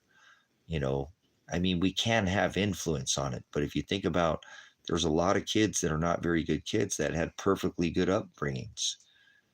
And there's some really good kids that had horrible upbringings. So it doesn't necessarily mean how you brought your child up as that means that you're successful as a parent if they go out into the world and don't create what you think they would, if that makes sense. Okay, Lovejoy. So don't get your heart set on that either. They are who they are. They're independent beings. And when they're young, we think we can shape them like clay, which is nice too. But essentially, a lot of it's kind of irrelevant. Enjoy your time. Like I used to try to throw the football for my son 100 times, 200, 300, whatever. Take time with to take the little things, get down on the floor and play Hot Wheels with him. He loved to play Hot Wheels. So I always try to take the time to play with him and do the things he wants, like sports and things like that. Just be super involved in it. But there was something other that I really too want you to try to give you a little gift of what I always thought. Your success as a parent isn't so much those other things, because you're not going to get everything right. I truly think your success as a parent is if your child from a young age knows who Christ is, and Father will bring them to him. But your success as a parent is not on how much you bought them or what they had or whether they had good grades in school or if they had all the right toys or any of these things. Don't have the friends or not. What judges your success as a parent is whether they know the Holy Spirit. And so as soon as your son, if you can teach him this, Lovejoy, that you're just his dad and you're not his father. And I told my son as soon as I got custody of him, not long after, I don't think it was even a month, probably less than a month. I think it was the first week, if I'm not mistaken. I sat him down and I told him, all right, now you're with Dad. And I know you wanted to be with me, but, I might not be here. I could die tomorrow. Your mom could die. None of us, I know you really have your heart set on you're happy to finally be with Dad, but I could be gone tomorrow. You need to start preparing yourself. What happens when Dad's not here, and disattaching yourself from me, and don't idolize me. Don't put me on a pedestal. And I know you love me, and I know, but you need to start preparing yourself. I'm not your father. I'm your dad. And the sooner you know that, son, the sooner the better off your life will be, no matter what, because I can't always be there to help you. Although I'm your dad, and I'm always going to try to help you, son, as much as I can. You're on your own, dude. I could die tomorrow. What are you going to do about that, son? He's like 8 or 9 years old. He's pretty young, but he understood. And from that point on, it just was a little bit easier to raise him. So,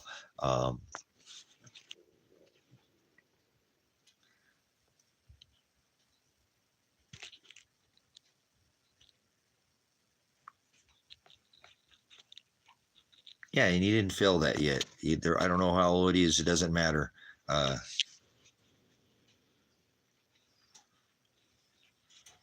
Oh, nice. Good to see you again.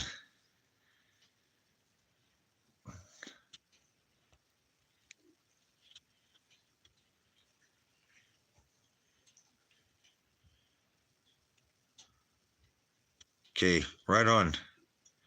15. Nice. Oh, yeah. Man, that's such a freaking challenging age. Oh, 15. He's almost ready to go get the license.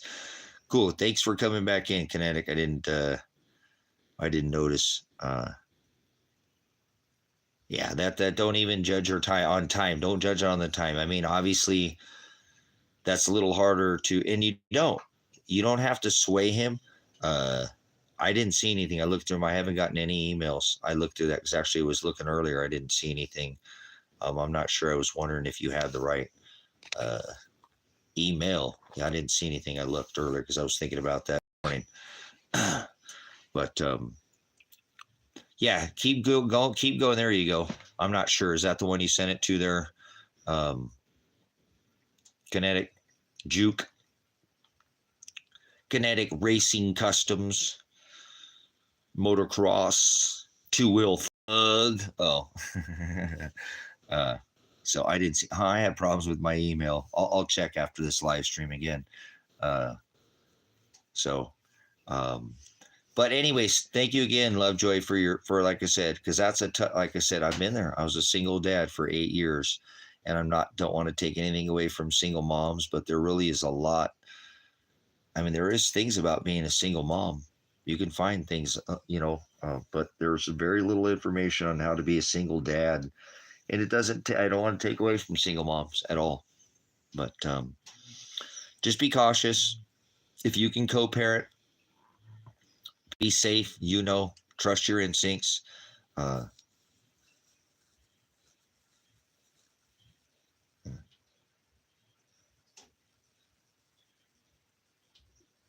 Yeah, I know. I'm super shadow banned, dude. Just so you know, this channel is super shadow banned. We haven't really gained any subscribers in the last probably month. We haven't really gained any subscribers, but it's okay. I don't even look at the channel subscriptions anymore. It doesn't even matter. I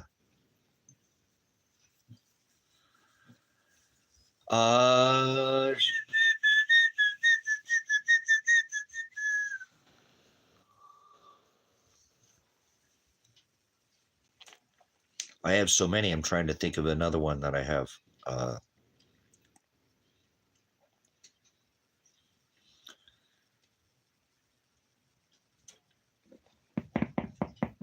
Well, you can still get a hold of me at silverslikegold@gmail.com. There we go. Let's do that one. silverslikegold@gmail.com.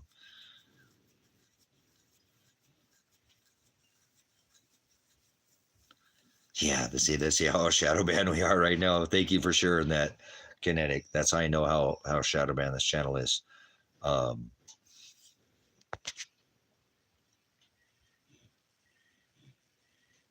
Yeah. Can you do an install for me, Kinetic? Can you do an install on a lift kit? Right? I'll pay you. I want to get this done right. Yeah, I don't know. So, yeah, I want to have that. I looked today at that Rough Country lift kit for my truck, and it was $7.99 for the lift kit with free shipping. I don't think I could beat that price anywhere. Yeah, that's why I was taught, Kinetic. My dad told me, don't even do it. If you're not going to do it right the first time, don't even do it. You have the same last name as me. I'll put you in the trash. I'll cut you up. I won't even have you a funeral for you. That's what my dad told me. I'll just cut you up, put you in the trash. We have the same last name, so don't go out there and do it. If you can't do it right, don't you dare give my name. We have the same last name. People don't look at it that way. You're a Werner, so don't even do it. Just walk away from it. If you can't do it right, don't do it at all. He told me he'd cut me up and put me in the trash. He's like, you're not that big. You're like 3 times in the trash, and I can get rid of you so easily. That's my dad. I love the old school, the way our parents scared the crap out of us, They did, I remember Dad, he used cannabis, and it wasn't legal. And he's like, hey, you don't like me because I won't let you get an earring or grow your hair long like your mom would or whatever. Go tell them that I smoke, that I smoke, and they'll take you away from me. And you could go live with your new parent. If you ever get mad at me, just tell them that in school, and you won't have to live with me anymore. If you don't like the way I do things, just tell them that I smoke, and they'll come take you. This was in the freaking 70s and the 80s. It was still illegal as hell back then, right? Just tell them that I do this, and they'll just take you away, and you go live with your new family if you don't like me. That's how my dad. So he was hardcore. My dad was super hardcore. He could cut you up, put you in the trash. He did all those things, man. My dad he's a pretty good dad, though. He put the fear of God in me, man. I'm telling you, when you thought you get cut up and put in the trash in 3 pieces, that made you perform a little bit. Oh, I was still such a bad kid, guys. I was so bad. I was such a horrible kid. But I'm thankful I had a good kid. Hope your son's a good kid, Lovejoy. Yeah, that's how my dad told me. He just told me, look, you have the same last name as me. If you're not going to do it right, don't even put your name on it, is how my dad said. Just don't do it. He said, I do it right. Don't do anything. We know he said it. Don't do it half-assed, is what my dad taught me. Don't do anything half-assed. Work hard, play hard. Oh, you better be out there playing hard. You don't just get around and sit around and relax. when you play harder than anybody else. He knew that. He's like, man, you play so much harder than your brothers. I wish you just work a little bit more in school. You'd have so much more time. You wouldn't be in trouble all the time. Have to spend all this time with me. Cool, nice. Yeah, my dad was really. It's not a tool. It's not a toy. It's a tool. You don't use it unless you put it back where it was. Very strict. Dad. My dad was super strict. Super strict. Dad. All right, let me throw some more wood on the fire, guys.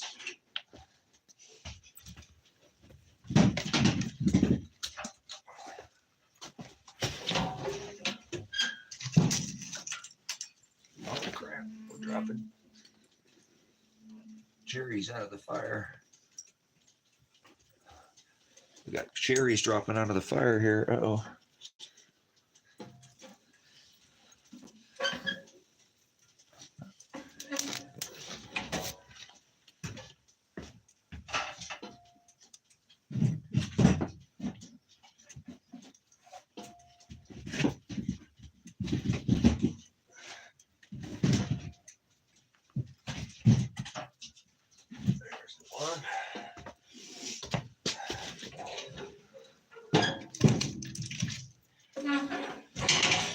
Okay.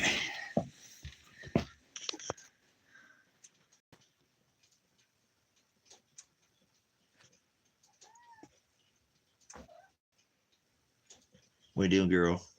What you doing, Jennifer girl? Here's the kitty girl. Itty pretty kitty girl.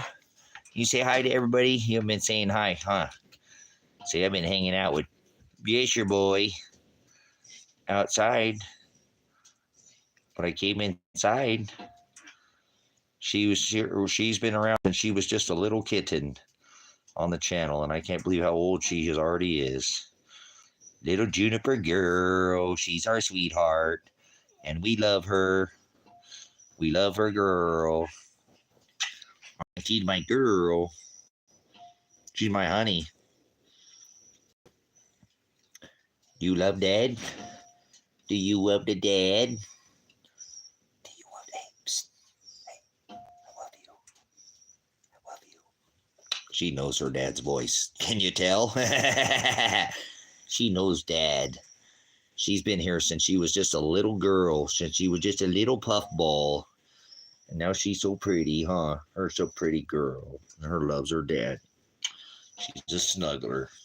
She sleeps with Dad. She sleeps with Dad, huh? Oh, her a good girl. She got the prettiest little tail. She probably won't let me show you this, but look, she has a little... Oh, she doesn't like her tail touched. Oh, look at that stripe. Look at that little white stripe on her tail. It's so cute. She's got a little white tip, too. And she's got the full half and half stripe down her belly, too. She's all the way striped. Whatever they call that to kitties. She's a half and half girl, huh? She's so pretty girl. She just loves to love. She's... I'll stay next to Dad. You sit right there, girl. Just hanging out with the Dad. Yeah, Chimera, that's what it is. She's a lovely little kitten. Huh, girl. Little girl. Well, she's been eating like a freaking hog, huh? You can go back outside? Let me see if she wants to go back outside. You go back outside or you just being boisterous? So, okay, hey, Kinetic, how many hours or, whoa, I'm getting some lag here.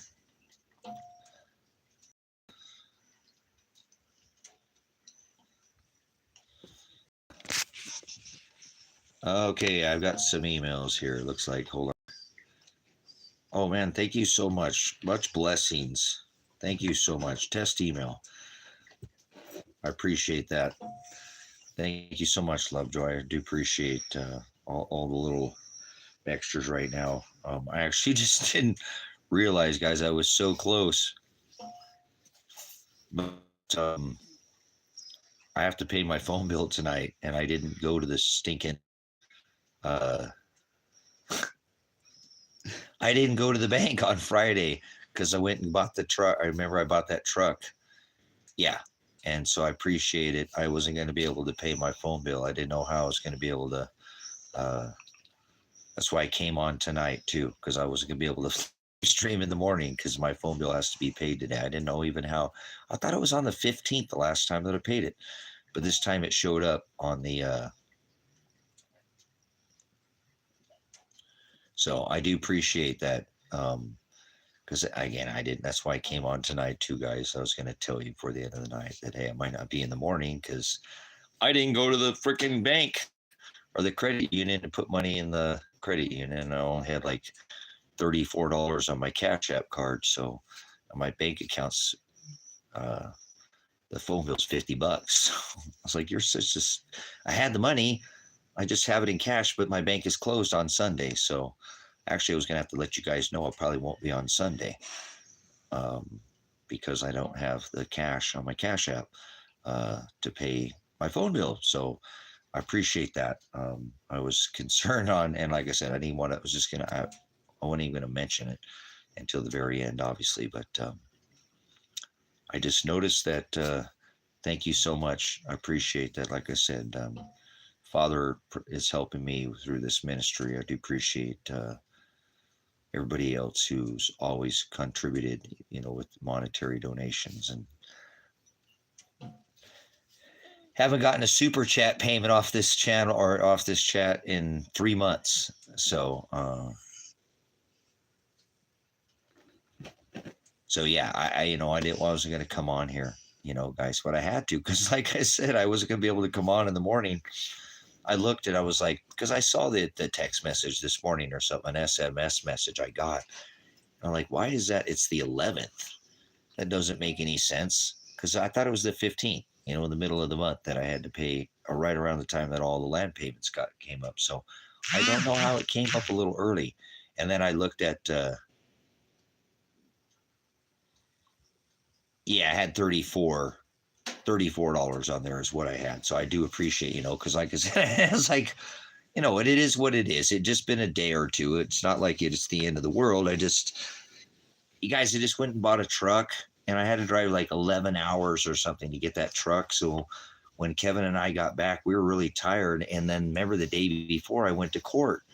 So I had to drive, all the way down there to court, and I drove back. So I don't know what it was. I mean, how I spaced it off, because I normally don't space off the phone. I need the phone to be able to talk to you guys or whatever. But I looked on there, I'm like, the 11th? Why is it due on the 11th? That's stupid. So,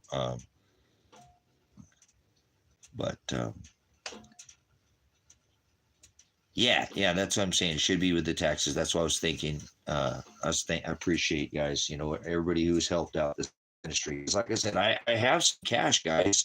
I just can't get to the bank. I can't put cash on my. There's no deposit, and my bank is not out here. It's a little tiny bank. Their hours are so stupid. There's no ATM. They're only open for a couple hours on Saturday, so I didn't even think about it today. I apologize. I don't want to mention it. I just said I wasn't even going to mention it. I was just going to tell you at the end of the thing, guys, I'll probably not be on in the morning, and then I'll probably won't be on until Monday. So I appreciate.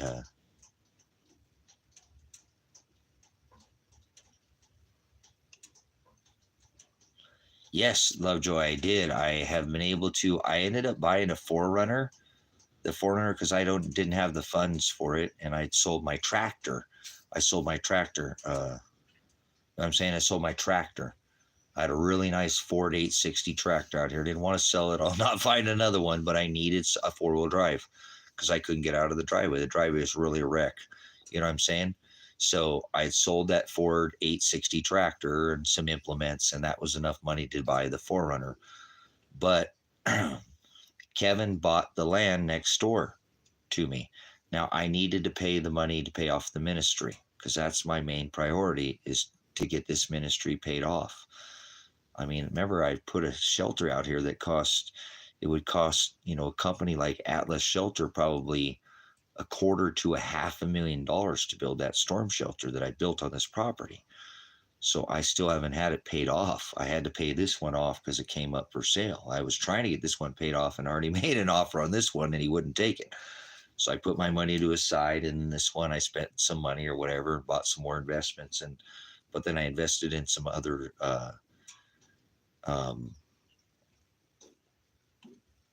investments. But then when that land came up and sell, I had to sell whatever and put the money that I was trying to get this one towards that. And that's good because Kevin purchased that land. Now it did free up, and look, I literally gave it to Kevin for less than I'm in the land, because I think Kevin is the right fit out here. And I'm not trying to turn a buck on Kevin. I actually lost some money on the deal, but it's okay. It doesn't matter. I'm not trying to make a profit. It is what it is. It's like I even offered to sell him the Rusty Dragon, which is well under the market value price. And he looked at it and he's like, the empty buildings are about this price. I said, I know, it's fine. I'm giving you my labor for free. I'm giving you all my hard work collecting all that. If you can cash me out for what I've got in it for labor wise and material wise, I don't need it, not labor wise, just material wise, I'll cash out.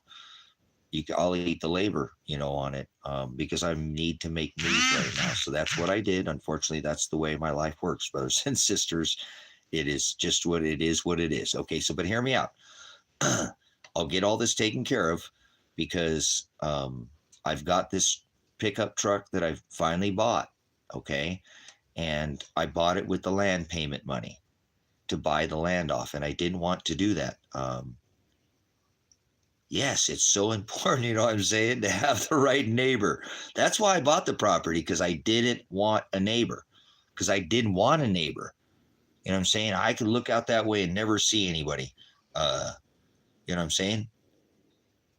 So I sold Kevin this land because he's the kind of guy that's not going to get up my you-know-what and build some 3-story house over there and be all uppity. Kevin came out here with the truck. He purchased a $35,000 Toyota Tacoma. You know what I'm saying? Showing me he was serious to come out here, because he's heard me say for years, nobody's come out here. Everybody's serious. Nobody have said it for years. I've had 100 people say they're going to come out here, and it never works out. And that's fine. Remember, I gave up on all that. I don't care about it. It's not worried about that. I've started to talk about it again, but I just let it go. And now it's worked out perfect. So what I have to do now, guys, is I've taken the money for the land and I've decided to put it in the truck, because I might have to leave this land. I might have to leave this land and never look back at it again. Get in my truck,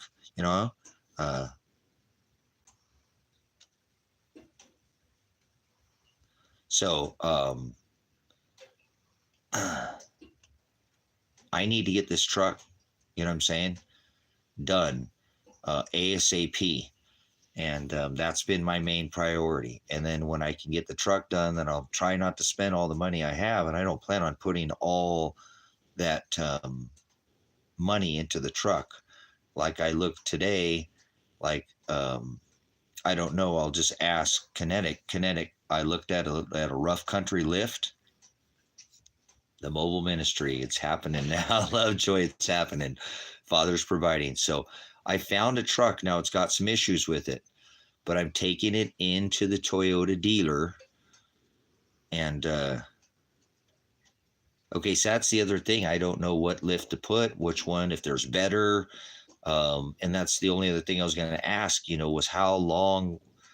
There's so many different things on how long it would take to install that, from 5 to 15 hours, depending on who's doing the install. So it's like, there's so much, and the shop rate's so different this day and age, is there a better lift for the money? I looked at the rough country 6-inch lift, and it was $7.99 for the lift kit, free shipping. And I'm a veteran, so I think I can get that rate on it. Like, I actually called a couple other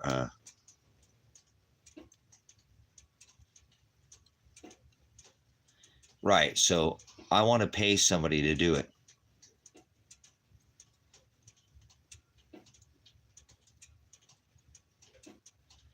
You know what I'm saying? So I don't know what I need to spend on that lift, whether and I don't know if that's something I could take into the Toyota dealership, because actually their price was very reasonable on that timing belt and water pump, and they're going to change everything for me. It's an '01 double cab Tacoma, '01 double cab. It's that 4-year model from '01 to '04 with the 3.4 liter on it. So I looked at that rough country lift. It's $799. So I don't know if I need to pay.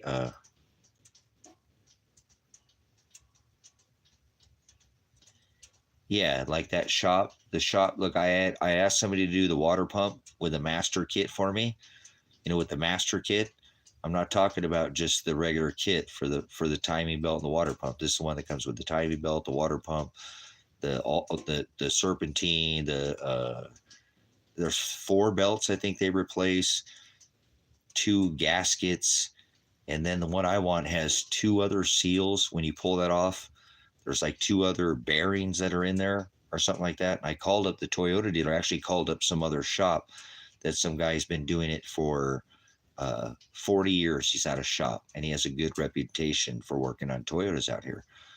But I got a quote for him, and he said he was at 183 an hour, and I think he said it would take him 6 hours to do the job because I wanted those extra things done. And then it took me 3 days to get a hold of the Toyota dealership.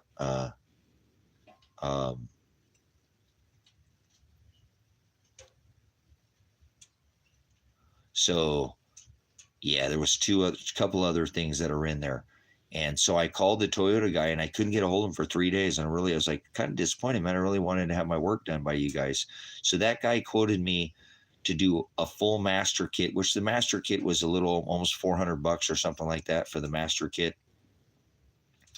So he said he was charging me $1,100 or $1,563 to do the timing belt, the water pump, change all the belts, all the seals, all that eider pulleys, all the other one that you talk about, because there's like actually 3 of them in there, because he looked the kit up and he's like, oh, I've never done one of those, so it's going to take me a little longer to do it. And I was like, okay, whatever. I just want the work done right. I want to know that I can get it done right and have the confidence, because I'm getting a little squeal out of it right now. And I don't know if it's coming from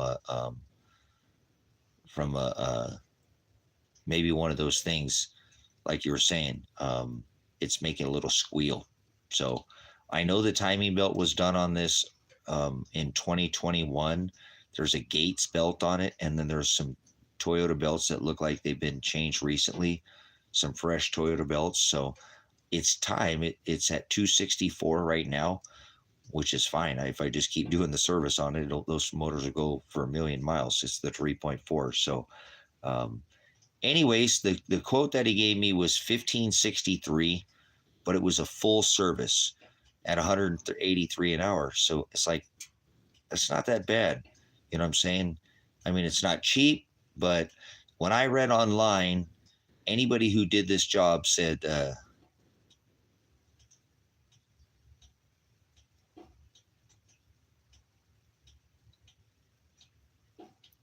yeah, I hear you. I hear you. And I don't mind somebody quoting me a little extra time, you know what I'm saying, on a job, you know what I'm saying, kinetic. So I just can get it right, and they're not in a hurry. And then if they don't have to charge me, I've done that before. People said, I'm going to take this time. And they said, hey, it didn't take me, that long, so I'm not going to charge you that much. I'm like, well, I appreciate your honesty. They're like, well, that's fine. You left me the time, and I didn't use that time. So here's what I'm going to charge you. I'm like, whoa, right on. So anyways, I ended up getting a hold of the Toyota out here in Bend, Kendall Bend. And cool.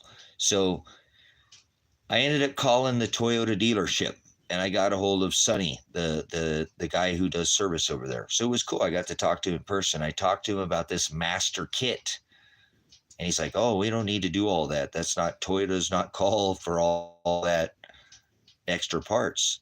And I said, I understand, but I'm a veteran. I really want to have it done right the first time. And he said,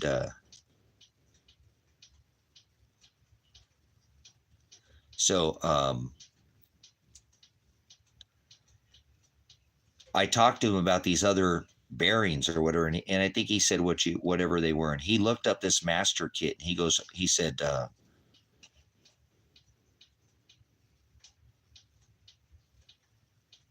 yeah, no, that's the best way to market is, and like any mechanic's going to have good work. If it has good work, people are always going to want it. You don't cheat people by extra, it's easily. A lot of mechanics are really just, you know what I'm saying? If you're a mechanic, and not, I'd say about half and half. Okay. Half mechanics are as good as they come, not going to overcharge you. Don't want to, they don't need to. If they do good work, their work will pay for itself. They do it efficient and make enough money on the job, normally not to have to worry about, like a tattoo artist who does good work. They don't need to, like a good landscaper. You show your work, you do good work, you'll always have more landscaping jobs. So than you need, just like in anything, but a good mechanic, same thing. So, but anyway, so cool. Yeah, there's all this other, there's so much to be done here at Connect. There's so many things that could be done here. So I called the Toyota dealer and I got a hold of the parts guy, and he said, you don't need to do all those other parts. Toyota doesn't call for those. I mean, they're either good or bad. They either work or they don't, pretty much. A lot of those don't really go out. And he said, we just reinstall them. And I said, well, I don't want to reinstall it. I want to pay for this master kit. And so he looked up the master kit for me and he goes, I don't need to make that master kit. He said, I have all those parts right here in stock. I'm the Toyota dealer. I said, cool, right on. So what am I looking at? And he said, well, he said it'd be $11.50 for that with all the parts, and I said, well, what it would be to do those extra parts, because you're in there and, it's like, I want you to do the water pump. And he goes, well, he says, you got a point there. And he goes, that's really, really overdoing it. You're like really over preventive maintenance doing it. I said, well, I'm a veteran. That's why I want it done. And he goes, well, he said, I'll tell you what, you're right. And he says, I looked at this. I see why this, yeah, there we go. He's like, so he's really good. Okay. I knew that this dude is good and legit. You know what I'm saying? You'll appreciate this, Kinetic, because you're a mechanic. He's like, look, Tracy, he said, you're right. He said, that's way overkill, man. He said, but I'm already in there. And he said, I'll just replace the parts. So that's $50 in parts, And I said, well, how much more for labor? And he said, I'm not going to charge you any more labor. You're right. I'm in there. I'll just replace them. If you want them replaced, that's way preventive maintenance on it. But you're right. I'm in there. I'll pull it all out. How's $50 more in parts? So he said $1,200 for the whole job at the Toyota dealer compared to the $1,563 from this other guy who does good work. Been in business 40 years. So he does good work here in Benny. Got a really good reputation, really good reviews. I was like, okay, well, cool. So $1,200 for everything. I was like, so do I get a military discount or anything there? And he's like, yeah, we'll give a military discount up to $100. So I'll give you $100 off the job. So $1,100. That's a good deal.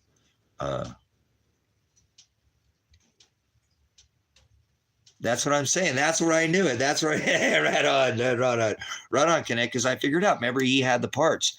That dude's got to order parts. He's got to wait for them. And I understand when mechanics have to order parts. I understand. I know.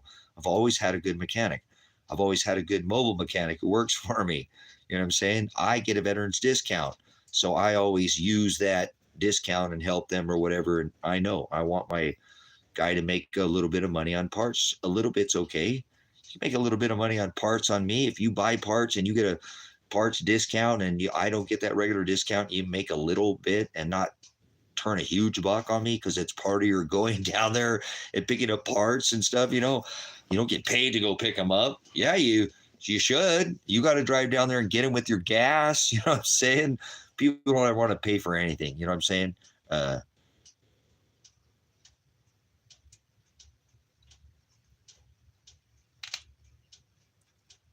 So all Toyota parts, all the whole job. I looked online, Connect. I looked online and it said it takes about 3 days.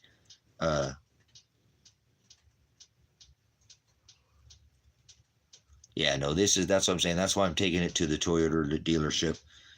So I want the Toyota parts on it. I want the Toyota oil. I want the Toyota gaskets. I want everything Toyota. I want the Toyota sticker on it. See, there we go, Lovejoy. I want that sticker on there. I'm saying I want that sticker from Toyota, and I want the paperwork from Toyota saying this was serviced at the Toyota dealership.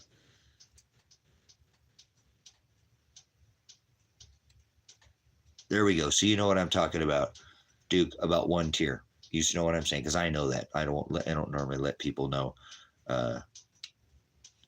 Good stuff. You know what I'm saying? I get a veteran discounts. I get some of the heaviest discounts. Some, in the industry, they do give veterans pretty good discounts. So he gave me $100 off the job. So when I looked online at this job, and I don't think it's somebody for like you, I'm talking some shade tree, garage mechanic or something, because I could probably do the lift kit by myself too, because it said I could. But when I looked at this job, it said a lot of people struggled with the AC. Some people said it took me 2 hours, 3 hours just to take the AC off of it. 2 to 3 hours just to get the AC off. And like, why are there so many bolts in the bracket? In whatever, I think it's the AC bracket or the alternator bracket or something. Why are there so many bolts in there? So, like most people, that it took them to do just almost a regular job was about 3 days. Shade tree mechanic, somebody doing this, in their garage or something, right? He's going to have it in and out the same day for me. He said I can do it in 4 hours. If you can get it in early enough, I can get it in and I'll get you first thing in, because they have all the parts and they do this. They've probably done hundreds of these last year. You know what I'm saying?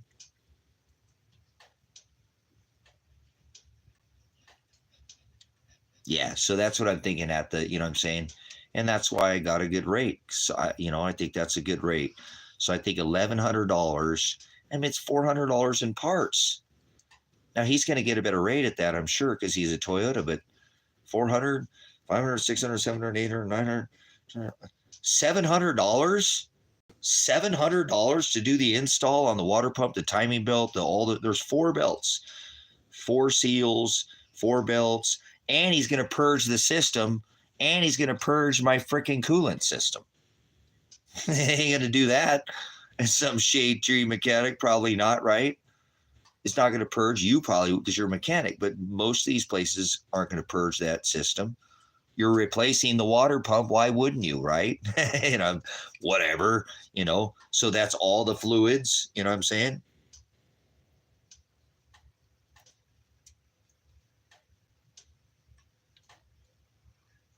There you go. So this guy gave me a screaming deal. So are you in Connecticut? Can you give me a pretty good, I think I'm getting a screaming deal. I think at $1,100, I think the guy ain't making no money. Not like that. Their mechanics will get paid, but that's not a job. They're not making any money on that. Not really. Keeping the lights on, those mechanics got the right tools. They got all this new certification, Toyota certified. They ain't making no money on that. They're giving that one away as a veteran.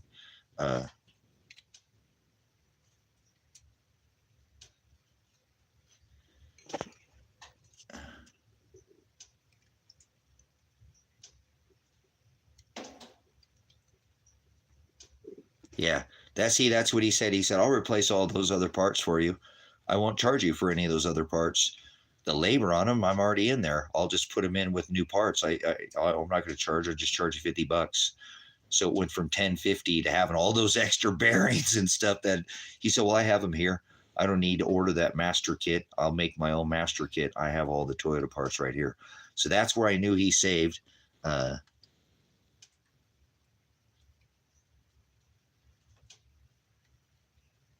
Yep, there we go. See, that's what yes, like piecework. Thank you. That's what I'm saying. That's what I'm saying. Okay, so you know this gig then. You know what I'm talking about. I normally don't give that to anybody. I don't say that too much because some of you guys just need that's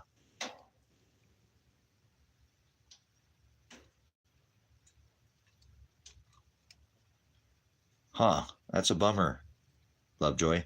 He does CDs too, so Are we in agreement there, Kinetic? That's a good rate, man. To do the full master kit, all the oil, replacing it with the Toyota oil, Toyota gasket, kit, everything Toyota belts, Toyota certification. I can't beat that price. I called a couple other places and they weren't even. Some people, I can't get it in right now. I'm too busy or whatever. You didn't want to do the job, and I want to take it. Somebody doesn't. You know, I was a little concerned that it took me 3 days, but just like any Toyota, people are going to want to get their Toyota serviced. So, yeah, I think he's getting the job to me for. Okay, cool. And I definitely know that this truck is, it's a really nice truck. It's not some clapped out piece of, I'm saying it's not a, a crap box, we'll call it that, right? So it's a good rig. Cool, nice. Yeah, I'm not much of dealerships either, but when you're doing with the Toyota, you might want to go there. So,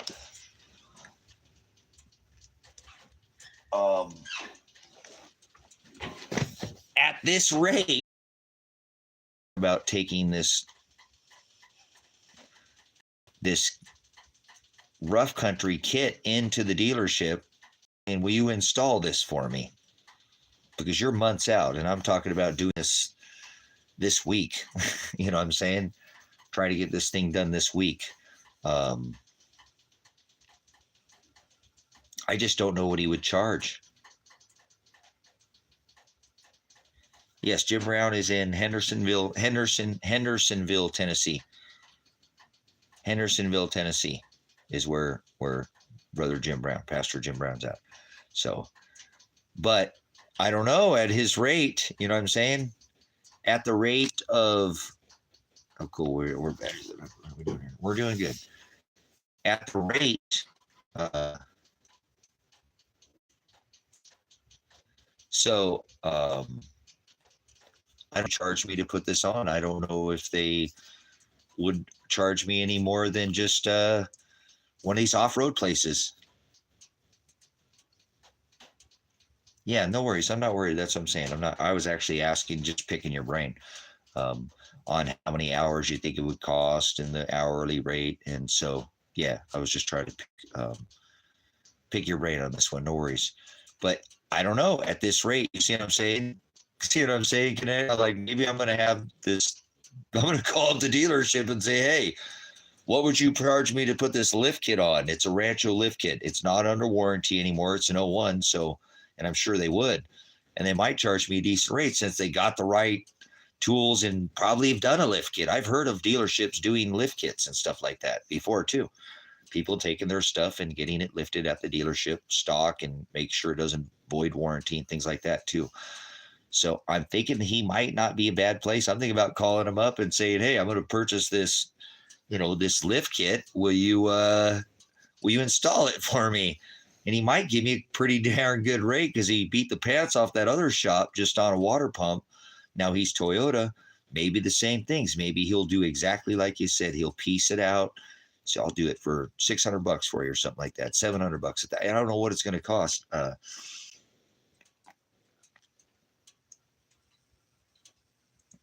Nice. So what's your thoughts on that with this dealership? And then I can say it was done at the dealership, and then I get a printout that, hey, all the service, all the lift was put on it at the Toyota dealership. So I'm definitely going to call for pricing, but I think it might be worth my time to look into it. It's not something I want to attempt. I'm sure I can do it.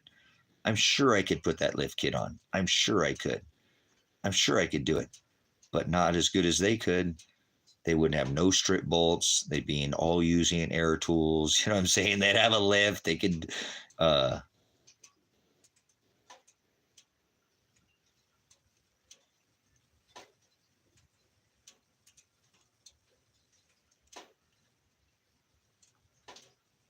cool. Okay. Because when I was reading through that, but why would it, and I read through that, so that makes total sense to me, Kinetic, because it said that when I was reading through these installs, it said there's some changes that some have to be made. There might have to be welds or cuts or something. But is there on a ranch? Is there on a rough country lift kit? I don't think there is. I don't think there's any cutting on a rough country. I mean, that's a bolt kit. That's a bolt up kit. If I'm looking at it, I don't think that's anything that needs cut. And I do agree that some of these things, because it said that when I researched it, that they might have to cut or weld or fab or, do something. But I mean, this is something that is done.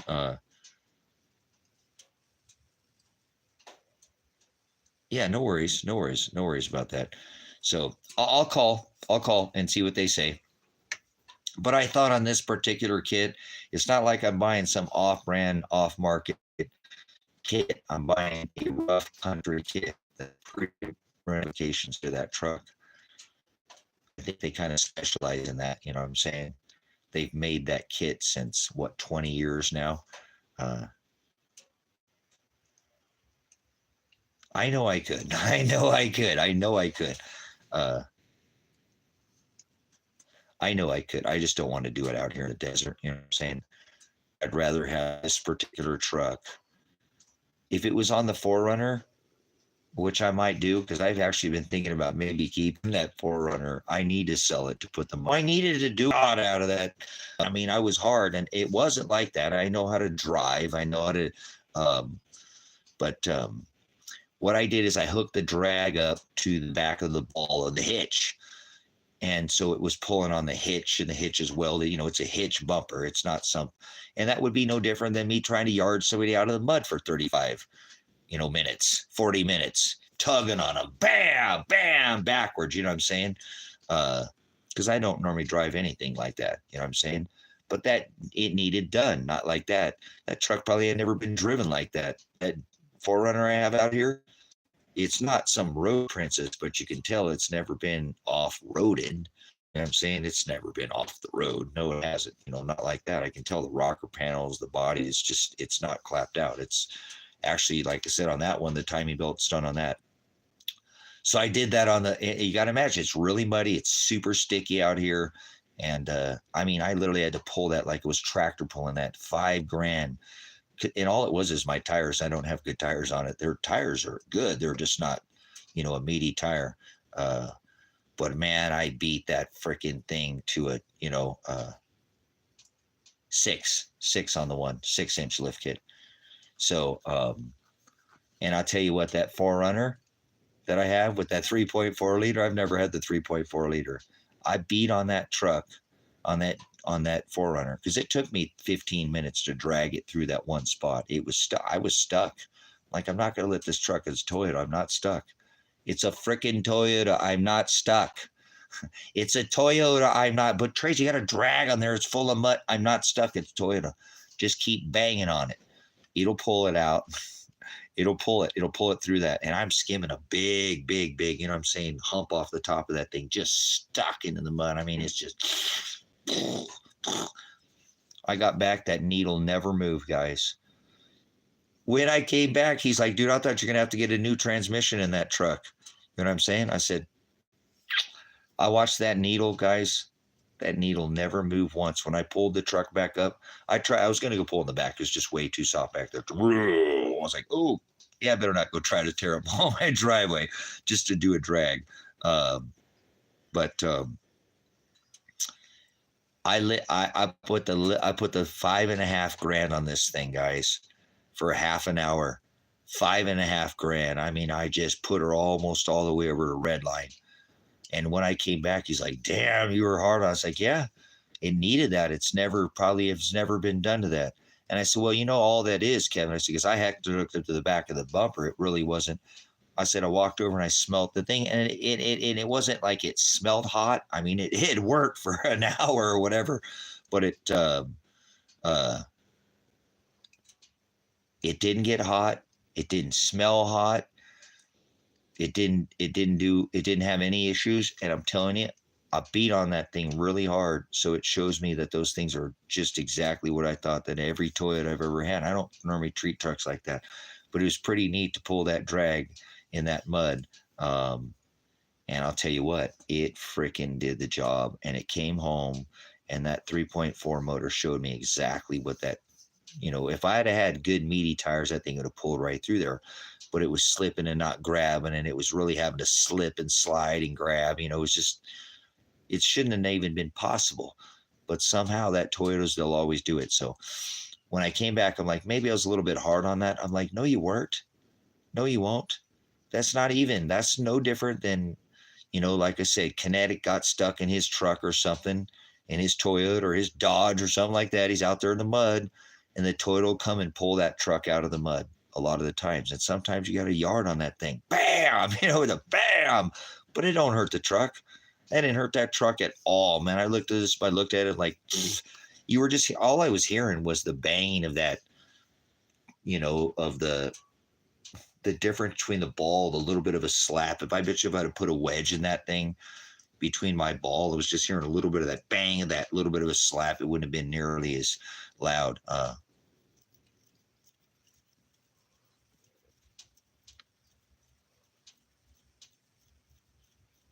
Nice.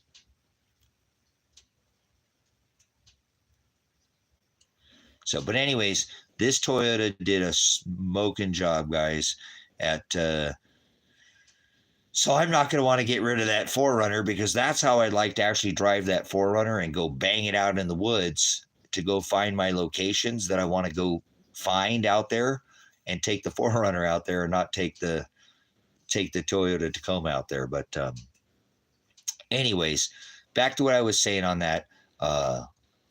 I'll probably do a lift on that or something if I ended up keeping it. You know what I'm saying? Connect. I do a lift on that one, but the 4Runner's worth $5,000. You know what I'm saying? Maybe a little less, maybe a little more, but it's right around that price. The double cab's worth 13 to 15 as it sits.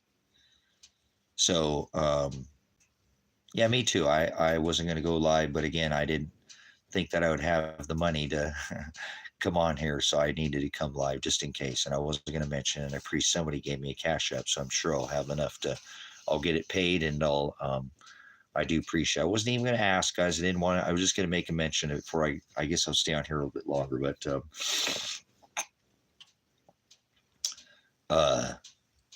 I do appreciate it. Much blessed. I don't know. I saw something come across. I didn't even check. So much blessings. But like I said, I think I got to do this pretty much right away. Kinetic, it needs done right away, because I don't want to spend any money necessarily, and I do need to pay this land off. So I'm going to have to start selling. I know I'm going to have to sell that 4Runner. And the difference between that 4Runner, not that thing's, it's got a clean title. It's a nice rig. It really is. It's a nice rig. It's not super beat up for its age. It's a 96. That's a great year. It's a real nice rig, but it's not the double cab. It doesn't have the value. So I think it's worth putting the money in. And I'm super stoked that the Toyota dealership could do it less than one of these shops. That way you get this master kit, and then I'll get it done right, and then I'll have all the paperwork to show that Toyota did all the service on it, which is good. And I don't plan on selling this truck, guys. I mean, if I did some down the road, but I really have zero plans at selling this truck. This is something I've wanted for some time. And it's not like I want one of these brand new ones like Kevin has. That's like a $30,000, $40,000 truck, So I don't know. I'll be excited to come out Monday and find out Monday what it would cost to have that lift kit put on it.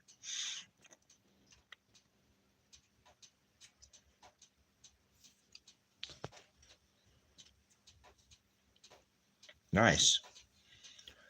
Yeah, I really like the Cummins. That's such a great motor too. I believe that the Cummins diesel is probably one of the best motors ever produced. I really like the 4BT on the 4-cylinder, but that's not a Cummins. But the 4BT is an animal. I had the MPR diesel motor in my turbo flatbed, and that's a pretty darn good diesel too, to be honest with you. That inline, it seems like they really had that 4BT in mind when they made that NPR inline, or the Isuzu made their inline turbo diesel motor that I have on the flatbed out there. That's a good rig.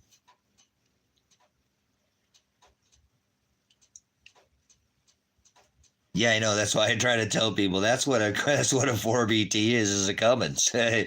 You know, if you really look hard, a lot of people don't know. The 5.4 Triton. Interesting. Yeah, 4BT and an S10 would be sweet. I want to put a 4BT in a pickup truck. But if you look around, a lot of people don't realize you can find 4BTs out there out in fields, and some people can scoop up those 4BTs for near nothing.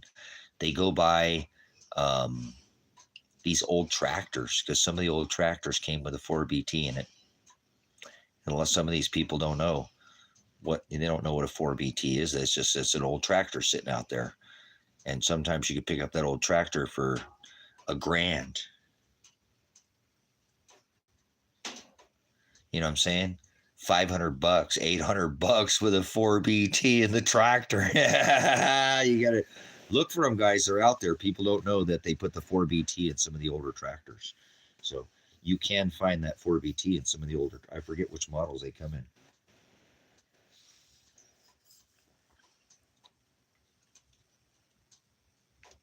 Yeah. So what a workhorse that and they put them in dump trucks and stuff, guys, running a 4-cylinder in a dump truck, and they're hauled 5 to 7 yards down the road they go. We're starting to cool off out here, even with the fire going. What's going on here?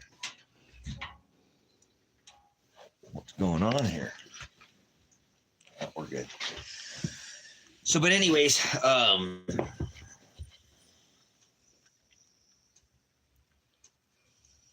there you go. There you go. So some of those other secrets buses to get the 6BT. So there's ways to find these motors. Okay,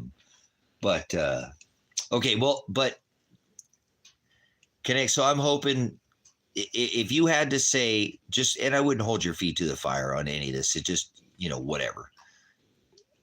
Would you say that how many hours do you think it would take to put in that 6-inch lift kit, that rough country 6-inch lift kit on that 01 on the double cab? If I brought it to somebody who didn't know what they were doing, you know what I'm saying? Who knew what they were doing. I'm not trying to bring this to somebody who doesn't know what they're doing. That way they'll have the right tools. If it needs a lift, that's what I'm saying. I might even, I'll get 3 quotes, like you said. Get a few quotes. Don't just get one. 5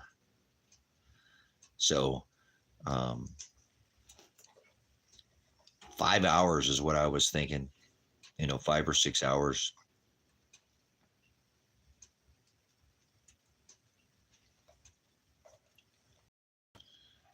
So, okay, well, no worries then.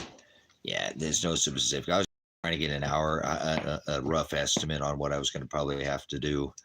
Because it's probably something I could do, but I ain't even trying to save the money on that truck. I want it done.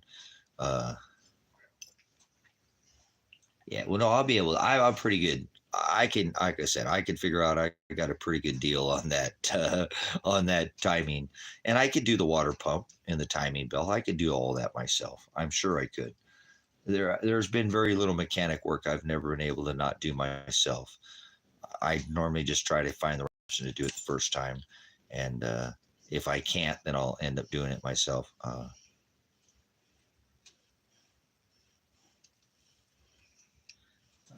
So I probably go there. So. Oh yeah, I just relisted all my stuff on the marketplace today. I relisted everything on the marketplace today that I have up for sale. So, but yeah, so I'm thinking I'm $1,000, $1,000, maybe in labor, maybe a little more is what I'm thinking. Kinetic, somewhere around there, to put the kit on. So that seems expensive, but it isn't. It is, but it isn't. What's your time worth?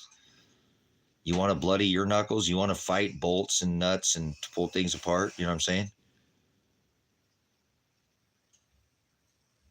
So having all the right tools for the job and having a lift and doing it right. So yeah, I'm hoping maybe $1,000 in labor, and I don't want to spend that kind of money because I don't have it. But for this double cab Tacoma, I will.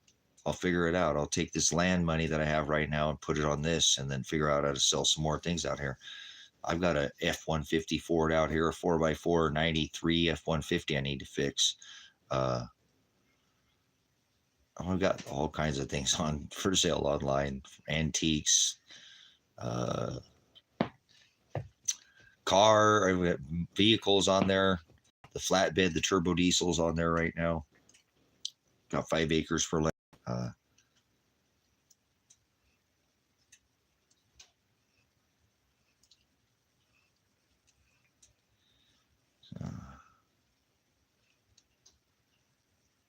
oh yeah, no, I'm definitely buying tires. I understand tires, but I got to get the differential off the ground is what I'm trying to do. Get the differential off the ground. Tires is a gimme. Tires is a gimme. Yeah, no, tires is a gimme. That's something I already know I have to have. That's the only other thing. And I'm going to put a front bumper on it and a winch and stop for now. I won't have any more money at that point. I know I won't. Um, but I don't even plan brand new tires. You know what I'm saying? I will find a set of tires. I was showing Kevin today. There's a lot of tires. If you shop tires, you can get a decent set of tires. You just need to be very patient. They come and go, just like any other thing on the internet. Sometimes you can find people nearly giving them away, and I don't mean like that, but a $3,000 set of tires for $800 or something like that, $700-800. I see them from time to time. Somebody doesn't like the color, somebody doesn't like the rim. Wife said, honey, I don't like those. It could be a million reasons why somebody's selling a nearly new set of tires for next to, pennies on the dollar, what I consider with, yeah, me too. Me too. But I'm just saying there's ones out there that people are very wealthy and they just don't like the rim. And they'll take the rims and tires. They don't do a swap, and they'll sell, you know what I'm saying? So if you look around, you can find tires. I showed Kevin that today, and he's like, "Yeah, I can't believe how many tires are for sale." I said, "Yeah, there is a lot of tires for sale, always. Tons and tons and tons and tons and tons." I know my son made a lot of money off just wheels alone. Not the wheels, the tires, but the wheels. They don't call them rims, they call them wheels. But that's what I'm saying. So if I'm patient with my tires for a minute, I'll just wait for that set to come to me, if that makes sense. You know what I'm saying? Kinetic. I'll find a set that somebody's just offing. It happens every once in a while. Somebody will buy a set. They don't like it. They don't like the way it sounds. They don't like it rides. It could be a number of factors. They're sitting in there and the wife bumps into them in the garage. Honey, get these fucking things out of this garage now. I can't even get to the washing machine. I bump into those things every time. How long have they been sitting there? For 2 months now. You said you're going to get rid of them last week. Boom. Here comes a set of bead lock. You know what I'm saying? Something with some bead locks. I don't care what they are. I don't care what the rims are. I care about the tires, the tires. The wheels are wheels, rims, wheels, whatever. I'll probably just end painting them matte black anyways. I don't even care if they're chrome. I'll paint them matte black, So for summer, I like blacked out rims, but it's the tires, and I'll find that set. So, but I do agree with you. Tires make all the difference in the world. I've talked to everybody. Brand new set of tires. Nothing feels like a brand new set of tires on a vehicle. There's nothing that feels like a brand. I know I'm a race car driver. I've raced race cars. Brand new set of tires doesn't feel like a tires that's been on the track one time. So I've raced race cars. So not just, so I know what it's like to have a fresh set of tires, especially when you're racing.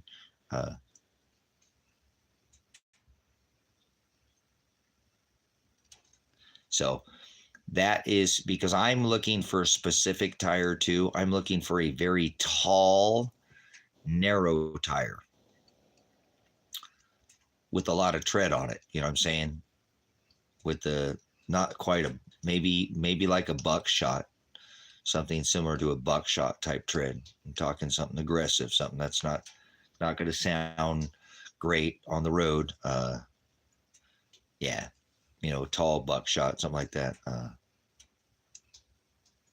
Yeah, but see what I'm saying, Christopher? Some people, some wife, honey, why are those so loud? Because, honey, they got knobbies on the end of them. I don't want them on the truck. Bam, they're off the truck. And he's back there buying some of those little thin little tire, Uh, yeah, they make a lot of noise. See, that's what I'm saying. So you can get some, I'll pick them up off the truck. Somebody will say, honey, get those things off here. And she'll want one of those fancy, stupid looking 24-inch rims with the real thin, whatever. They got them with tread on them too, and they'll put something like that. It could be for any reason. So tires isn't something I'm going to chase brand new. Although I really would like to get a set of new tires for it. How much you want to bet I can cut that cost by 1/3 if I'm just patient? And I'm saying, and somebody will have a set of tires that got 200-300 miles, 400 miles, less than 1,000 miles on them. I see them every once in a while. So I'll just be patient for that. So that's basically what I'm going to do. So I'm going to probably end up having to sell the flatbed diesel, which I don't want to. It is what it is. I'm just going to sell it. I have it online right now, so I don't care. I actually have some guy who wants to come look at it, but I just don't have the time right now. I'm just doing too many other things. But I will eventually. I told him I have some time at the end of this coming up at the end of the week. So I have that F-150 Ford out there that I fixed, that the inspection cover for the, oh gosh, what's the four-wheel drive part of the transmission? The transfer case. The inspection cover for the transfer case came out and dumped all the fluid. I need to put that back in there, and that truck is a F250 4x4 Ford extended cab. I think it's got the Windsor motor in it. I'm not sure which motor it's got in it, but I've got that truck for sale, and I think maybe, and we'll see, that Kevin might buy the Rusty Dragon. So if Kevin buys the Rusty Dragon, I should have enough money to make up the difference if he buys the Rusty Dragon to pay the land off. So we'll see, but I got to put the truck in it first, guys. As much as I'd love to pay the land off, I've got to have the ability to get out of here. I might need to pick up today, tomorrow, next week. Might be the day that Trump gets in office. He said he's going to tell us the next day about the drones. Gee, I wonder what's going to happen. So I want to be ready. So I'm not pressed like making myself rushed, but I want to get this truck up off the ground. I'll be ordering the bumper for it here probably. I don't know if I'll be able to get it on this run. I might have to wait until the next run, until I can sell something out here.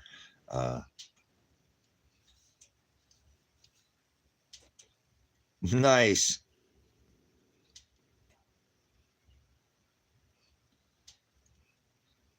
Yeah, no, those aren't lifts. Those are hydraulics, though.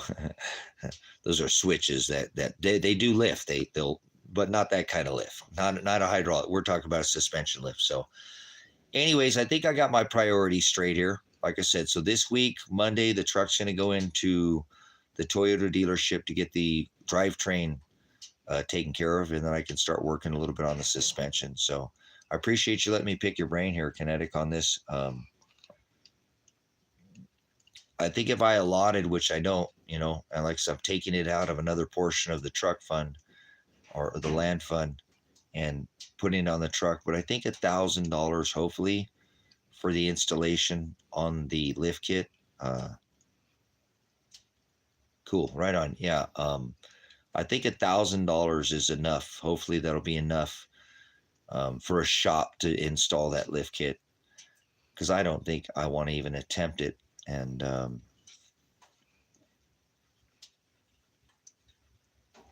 I mean, at $200 an hour, that's 5 hour. I don't know what the shop rate is on an off-road shop. You know what I'm saying? Thanks for coming in. So I'm hoping that'll be enough funds put away. I mean, that's almost a couple grand just to lift the thing up 6 inches, but it's not cheap to do. This ain't talking like I'm doing some shock lift. You know, I'm doing an actual suspension lift on it, you know. So it's not like it's going to ride like crap. That's why I don't want to just put some old man emu lift on it with some shocks and a leveling kit and call it good. Get it up 3 or 4 inches. I want it done right, you know, and because I'll be able to get my money back out of. It's a pretty neat thing about a Toyota, and I don't ever plan on selling it. So,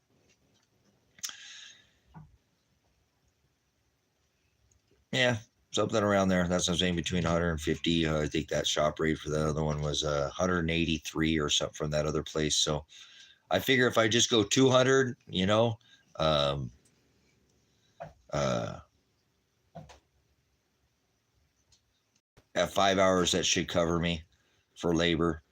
I'm hoping somewhere around. So I appreciate it. I'll call around come Monday, call a few shops, call an off-road shop, call the Toyota dealership, you know.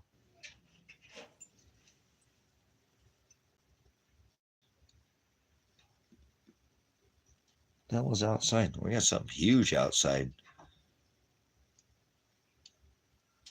What was going on out there?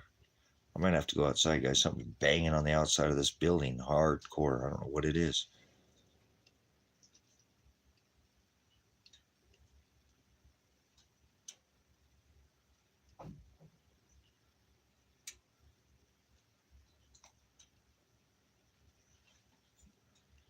Yeah, I don't have the 22R. Mine's got the 3.4 liter. Normally I'm old school like that.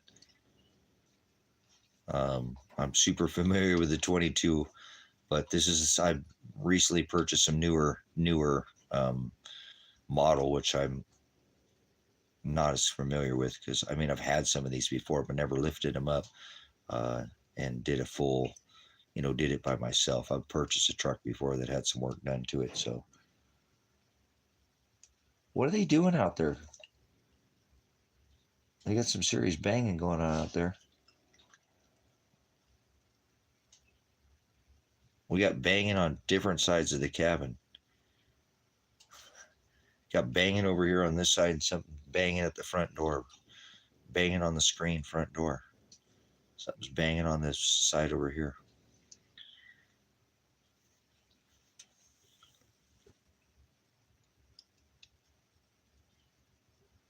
Anyways, we get some weird things going on out here sometimes, guys. So, no, we don't have any bears out here. We've seen, I don't know, nothing can get in here. This is all fenced in. Everything I'm at, nothing can get in where I'm at. I'm double fenced in too, remember? What the hell? Okay, hold on, guys. I gotta check this out. Stay.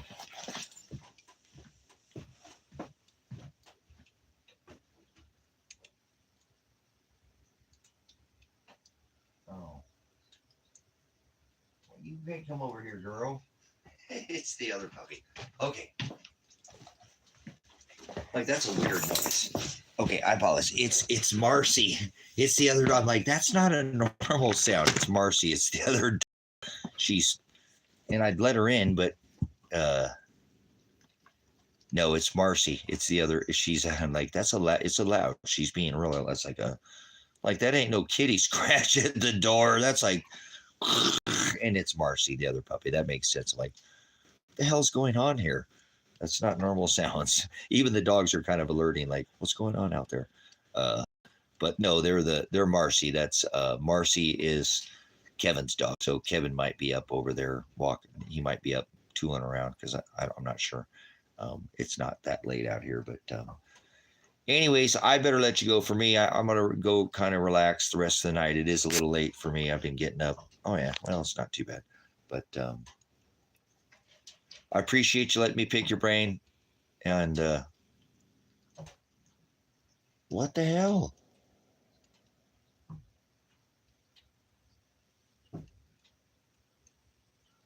Huh, interesting. I gotta go, guys. There's something banging on the back side of this building too. Oh, I know what it is. It's Kevin cutting wood. That's got to be Kevin cutting wood back there for the fireplace. I'm hearing some banging, right? I'm like, what's going on back there? Kevin's out there cutting some wood. That makes sense now. All right. Much love, guys. Thanks for coming in again, guys. Appreciate it. Thanks for the support. Whoever gave the Cash App, I do appreciate that. If that was you, Kinetic, appreciate it. Again, I think about $20 short or something like that, but didn't even realize, just spaced it off because I've been so busy and I didn't mean to even bring it up. But thanks for bailing me out.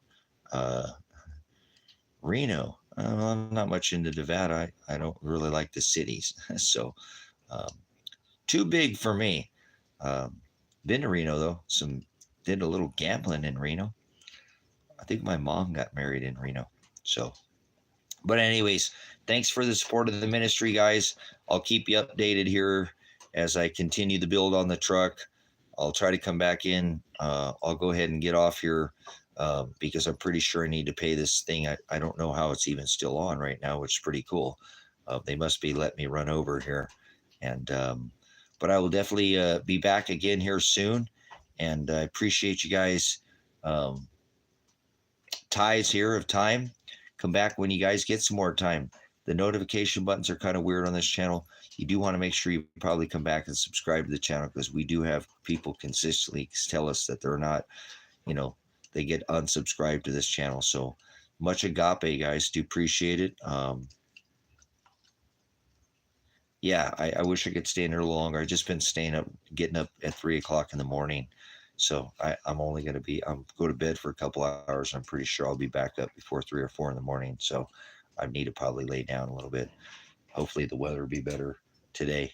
And a little chilly out here. I wanted to get some more work done today. I mean, did a few things around here. But anyways, I better get off here. And my cousin is there. Nice. So again, please leave a comment at the end of this if you're watching the restream, and we'll see you again on the next High Desert Faith and Truth Ministries live stream. Again, appreciate the conversation here this evening, and we'll see you again on the next broadcast here in the High Desert. So stay in touch with me, and I'll keep your lamps trimmed to be girded in his service and have extra oil, brothers and sisters. Go out and get that extra oil when you can, okay? So thank you so much, and I'll see you again, the Lord willing. Pastor Revelation, Pastor Apocalypse, welcome to the new age. Welcome to the last book, guys. What an amazing time it is to be a witness to these days. Look up, for your redemption draweth nigh. Whoa.